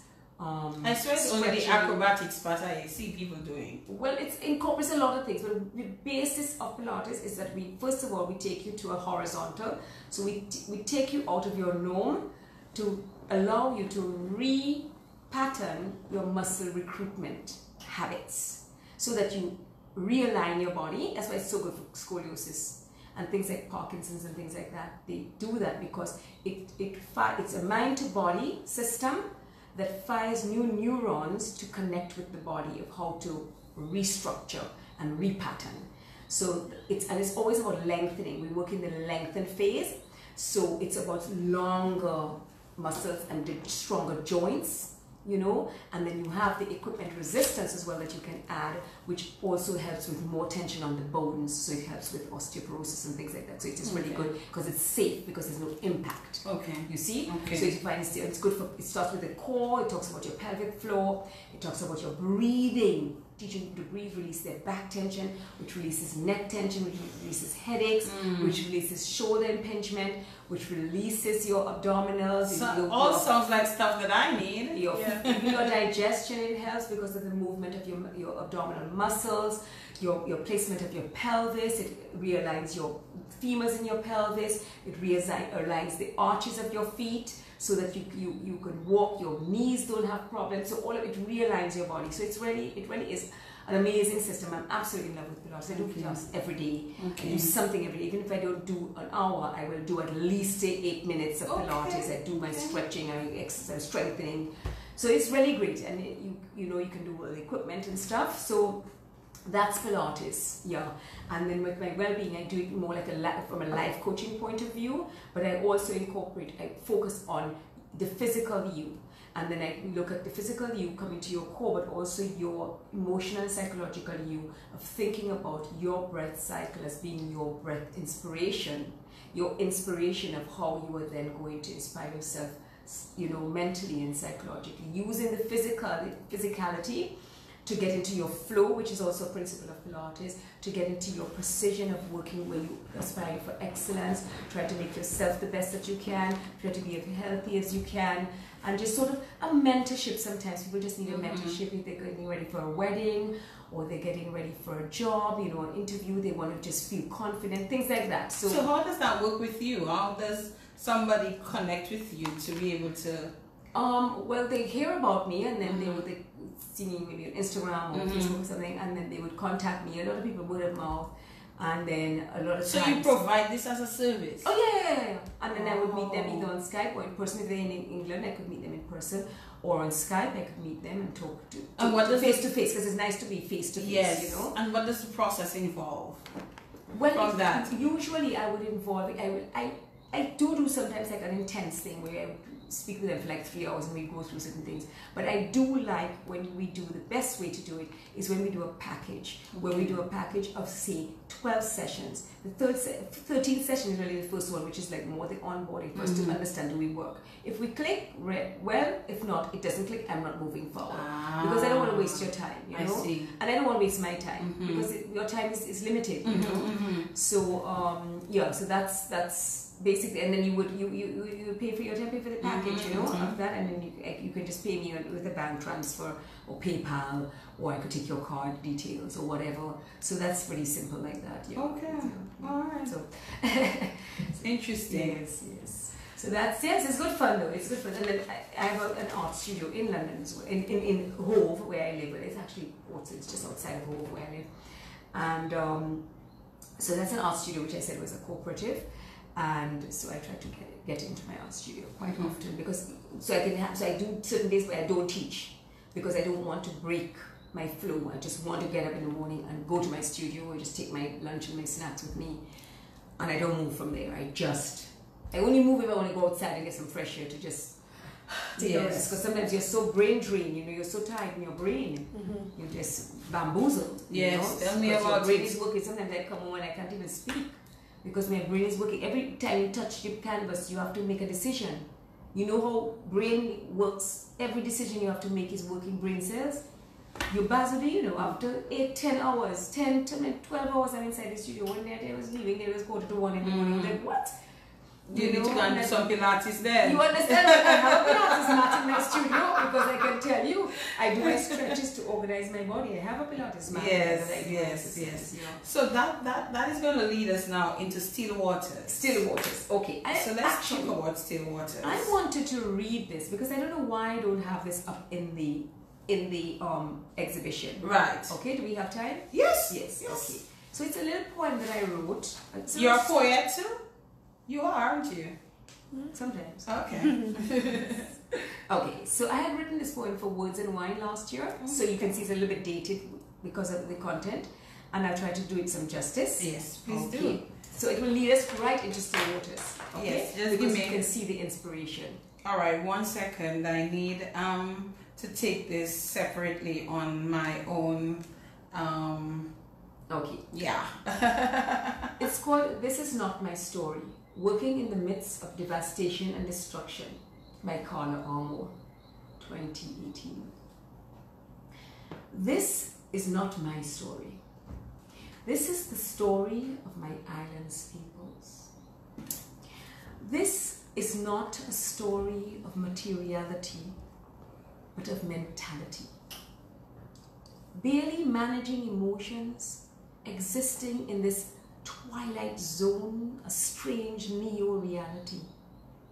Unpredictable circumstances, mundane situations spiraling, traumatized by displacement. This is an emotional journey. It is at dusk, those moments when darkness slowly envelops an island, serenaded by the amplified prelude of a nocturnal orchestra. Frightening sounds of nature echo from straggly skeletons of my forest, scary reminders of Maria. It is within these stagnant twilight minutes that winds rush down the mountain, shredding tarpaulins in their path. That mind-shattering noise climaxed by clouds exploding. There is no hiding place. That's when I am reminded, this is not my story. This is the story of my island's peoples. Seeking strength, I stalk stifled moments to lose myself in the process. I sneak the chance to witness my confidence dancing in and out of a creation until I can willingly embody it, wholly own it. Within this sanctity, my escape, I grasp onto some sense of reality, scratching the edge of normalcy, just praying for a lifeline of hope, of encouragement, of optimism. Faith feels exhausted. An artist in these post-Hurricane Maria times steals intermittent solitude, but oh, how this aloneness, greedily anticipated, is instead a cloaked sucria out to haunt and torment. And I know this is not my story, but the story of my island's people. I listen often to other islanders telling their tales of horrendous experiences during and the aftermath of September 18th. Every islander has their traumatic stories, recounting dramas, reliving fear or faith, recanting the desperate prayers to the Virgin to bless the fruits of our wombs, and oh, pray for us at the hour of our deaths, while repeating stories of suffering at the hands of that same damn Sukuya Maria.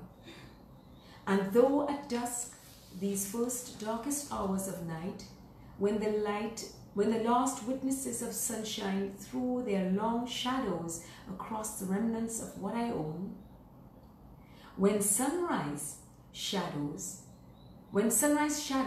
cast their opposite shapes to arouse me, I turn to feel the sting of the new day's sun coming.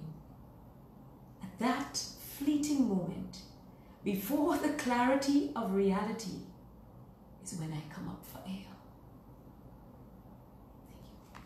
Wow. You wrote that, of course, after Hurricane Maria. Yeah. Yes. Yeah, when the shadows were being thrown over my little paintings I was trying to do. Yes. Part of the paintings that actually are in still waters. So, still waters. For your listeners out there, I urge them to come to the Old Mill. I've extended the show, thank you to the Old Mill, to Wednesday at high noon. Because what I have there is a space that I've created for reflection.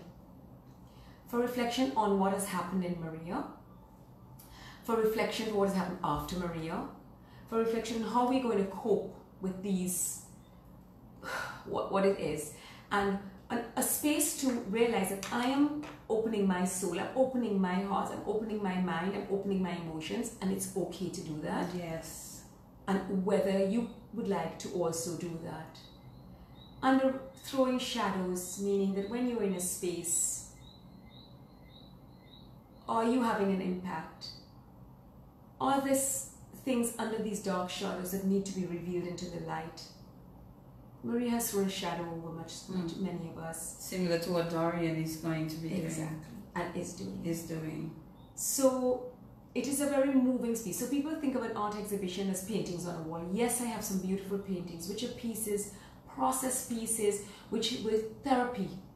For me, a catharsis for the grief, for the hurt, for the pain, for the frustrations, for the turmoil. These were paintings that took that out of me.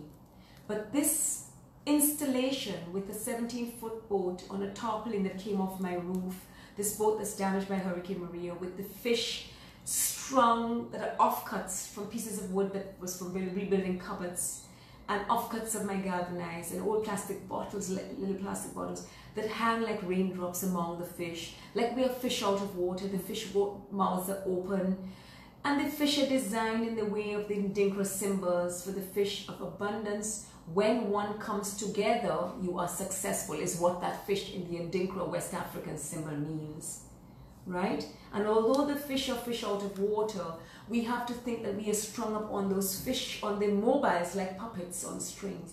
And are we like puppets on strings, or are we going to be the masters of our destiny, the captains of our ships? And that is why this is a multi-metaphorical piece.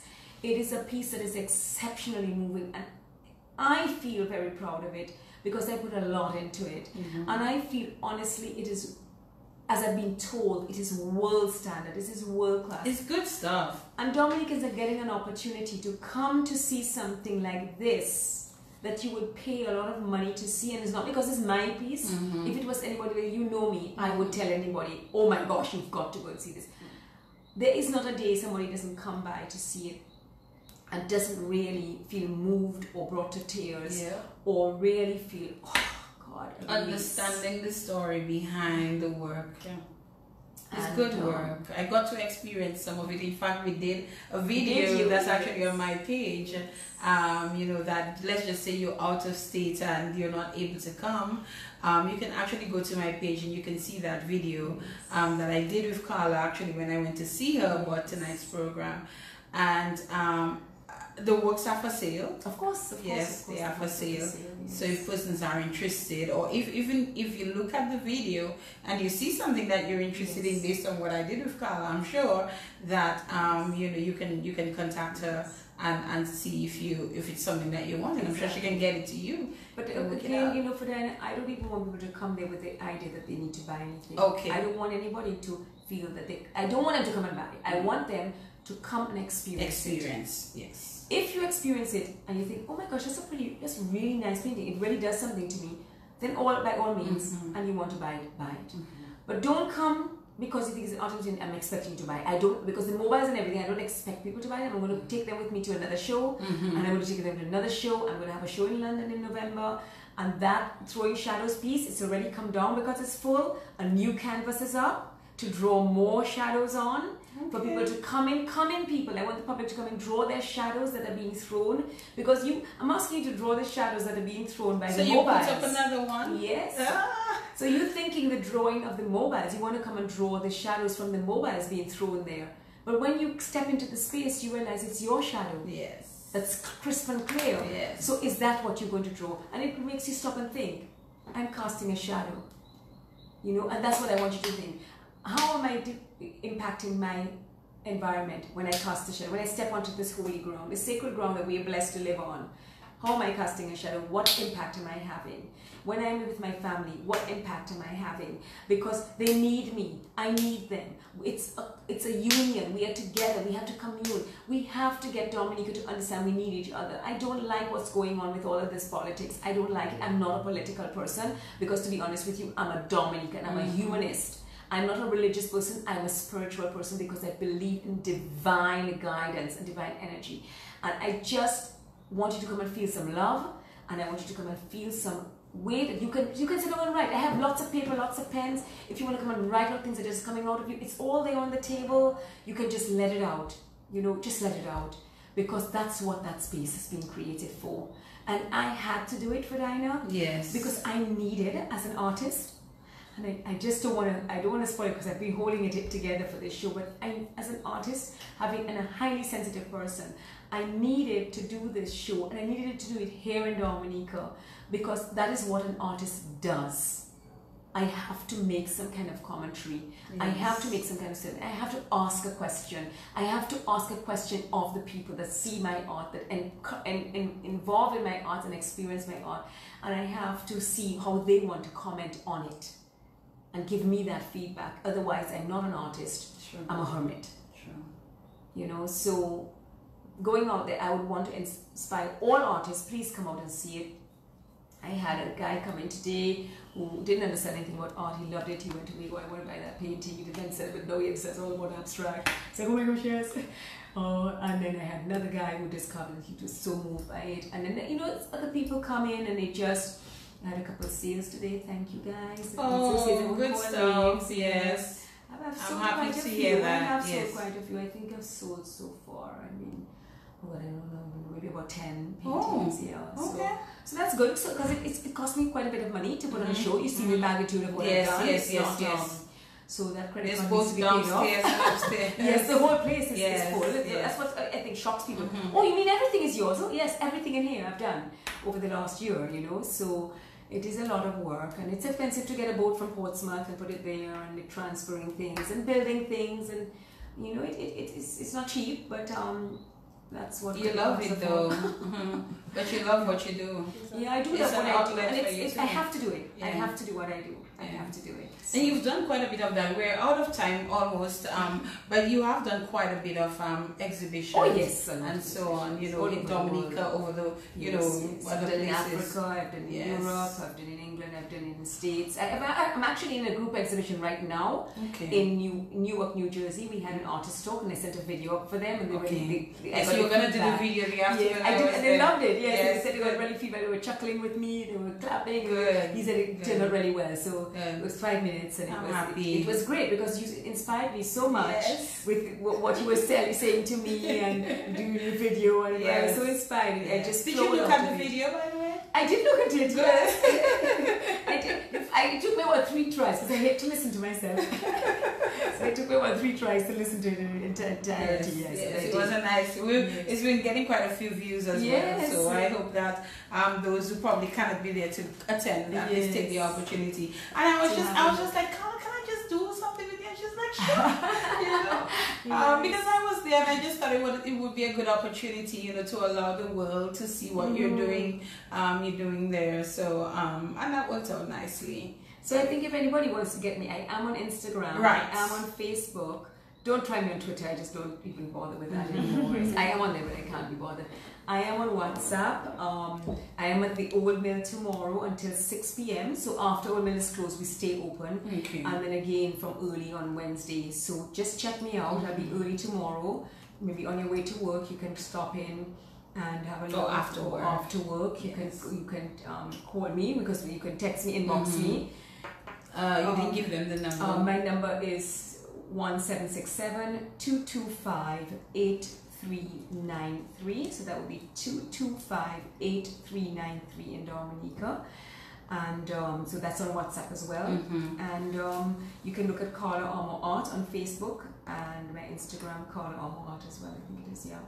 So I have another Facebook, well, my Facebook is my regular my page is, and then I have my other Instagram, but it's on everything. So yeah, you can. And be it's on found. Vagina. Yes, you can be found. Yes, You can be found. Carla, you're such a wonderful person. And so are you. I love your spirit. I love your personality. I love your creativity. Thank you. I love the you seem to have a love for people as well. Oh, I love people. And I can tell a deep love for Dominica, your country. And It's sickening. it's a sick love. It's You're sick over the country. Like a boy would probably say, I sick over that girl. You're sick over Dominica. My son is always teasing me. Anyway, mommy, or something else. Everything is Dominica. Oh, that would look like this in Dominica. Everything is Dominica, yes. They're always talking about Dominica. Yeah, that's your home. I That's love your it. home. I love That's your home. Dominica, yes. And I have a beautiful home in Port Cassay, so it's the essence. Yes, you actually did some stuff, as we're wrapping up, I'll give you an opportunity to give your final comments, but you also did some stuff with the young ladies who actually took part in the Dominica's Next Supermodel. Yes, I had a weekend retreat with them. So we did a little bit of the well-being coaching, life coaching, purpose finding, values, principles, what you want to live by, goal planning and 10 years, 5 years, 2 years, what are we doing, going into it. And we did some exercise. I got another lady, Emma, from Satya Yoga, to come and teach them about yoga, teach them about meditation, quiet space for their time, for the space, for their mind. And we did Pilates. We were running in the morning to the Warner Junction, not to Warner, they said to Warner, not to, just to Warner Junction from Port Cassay. And then we did a Pilates, an hour of Pilates exercise. They loved it. They were feeling a little bit sore, but they were just such gems. They were all such beautiful young women. And it's such an honor for me to impart any morsel of being well to other people, and especially to young women who not yet understand how important it is to keep themselves really healthy as they get older, because that's, I think, I've instilled in myself. I just need to keep myself healthy so that I can age well and I can feel good. I can feel good. And I don't feel my age. I really don't feel that I'm over 50. I am over 50, and I don't feel it. I don't know how it's supposed to feel, but I still feel like when I was like. You see what I call the young lady at the beginning? So so I don't know. Maybe I don't look 32, but I feel, like I'm the same feeling of when I was that age. Okay. So Carla, as we wrap this up here this evening, I just want to say to you that it is a pleasure, to know you. Yes, I need to take you up because, on that, you reached out to me and I really appreciated it. I'm not sure what caused you. I think I know what caused you to reach out to me. I had spoken about something, maybe on the program or on Facebook or something. And, there's a lot of beautiful people out there. And Carla is one of those people. I'm serious because, you didn't have to reach out to me, but you did. It's just that I have not taken you on as yet in terms, of reaching out in return. I did acknowledge and so on, but we have not really made that connection, and probably we need to. But I think we need people like you home. It's unfortunate that you have to be elsewhere, and that's understood. But still you make your contribution to Dominica, and I think that's what's important. No matter where you are, you can still make that contribution to Dominica, and we thank you for that. I'm going to give you an opportunity to give us your final comments as we wrap things up. Well, all I want to say is thank you to you, thank you to your listeners. some people are on Facebook, because I know I listen on Facebook to your program, Okay. and I always see lots of comments. I don't know what's going on because I'm not listening. So I would like to just say thank you to the people who've taken the time to listen to your program and with me on it. I'd just like people to come out to the show to experience it. I'd like people to open out, to love each other, just share some love and tolerance and understanding, and listen more than you speak, because we have one mouth and two ears, you know. And just be your best. Just try always to be your best, physically, emotionally, psychologically. Just try to be your best at whatever you do, whatever you eat. Think about, what is that doing for me? How is it nourishing me? What impact is it having on my body? You know, if I have to go somewhere, can I walk that extra block or that extra 3 blocks to get a little bit more exercise in? Yes. You know, and just little things like that. It makes such a difference, because it builds your stamina and it builds your health. And you know, just you know, just love, and just thank you very much, and just share the gratitude, really. Thank you so much, Diana, and your listeners. Thank you, Carla. It was a And great viewers. pleasure, an honor. It was an absolute pleasure to have Carla on the In the Spotlight radio show tonight, as we made our comeback, our return after a short break. Learning tonight that her middle name, or her second name, is my mom's first name, Isabel. So that was quite a little eerie start for us. What a wonderful start. All the same, her mom was the very first guest on my program. So it's quite a bit of connection going on there that I actually quite appreciate. So thank you everyone for tuning in tonight. I know we missed quite a bit of our diaspora viewers. A lot of them view on Facebook. It's Labor Day, and we understand, but they'll be going back to view. I can guarantee you that when they have some time. Thank you to our listeners on 95.1 FM, and those of you who listened via the internet as well. We appreciate you, we love you, and we thank you. We thank Carla again, and we invite you to tune in next week, Monday, when we will be here for another In the Spotlight radio show. We'll be having another powerful lady here next week. Her name is Natalie Marshall. Natalie's Trinidadian, who has moved to Dominica. Again, I told you, the first couple of programs I wanted to have, I wanted a certain tone, and that's the tone that you will give me, the tone that Natalie will give me, those kinds of things. So that's what I wanted to do in terms of, you know, the first couple of programs with me coming back. And so thank you very much, Carla, for getting me started, and I look forward as well to having Natalie Marshall next week, Monday, right here on the In the Spotlight radio show. Good night to you, Carla.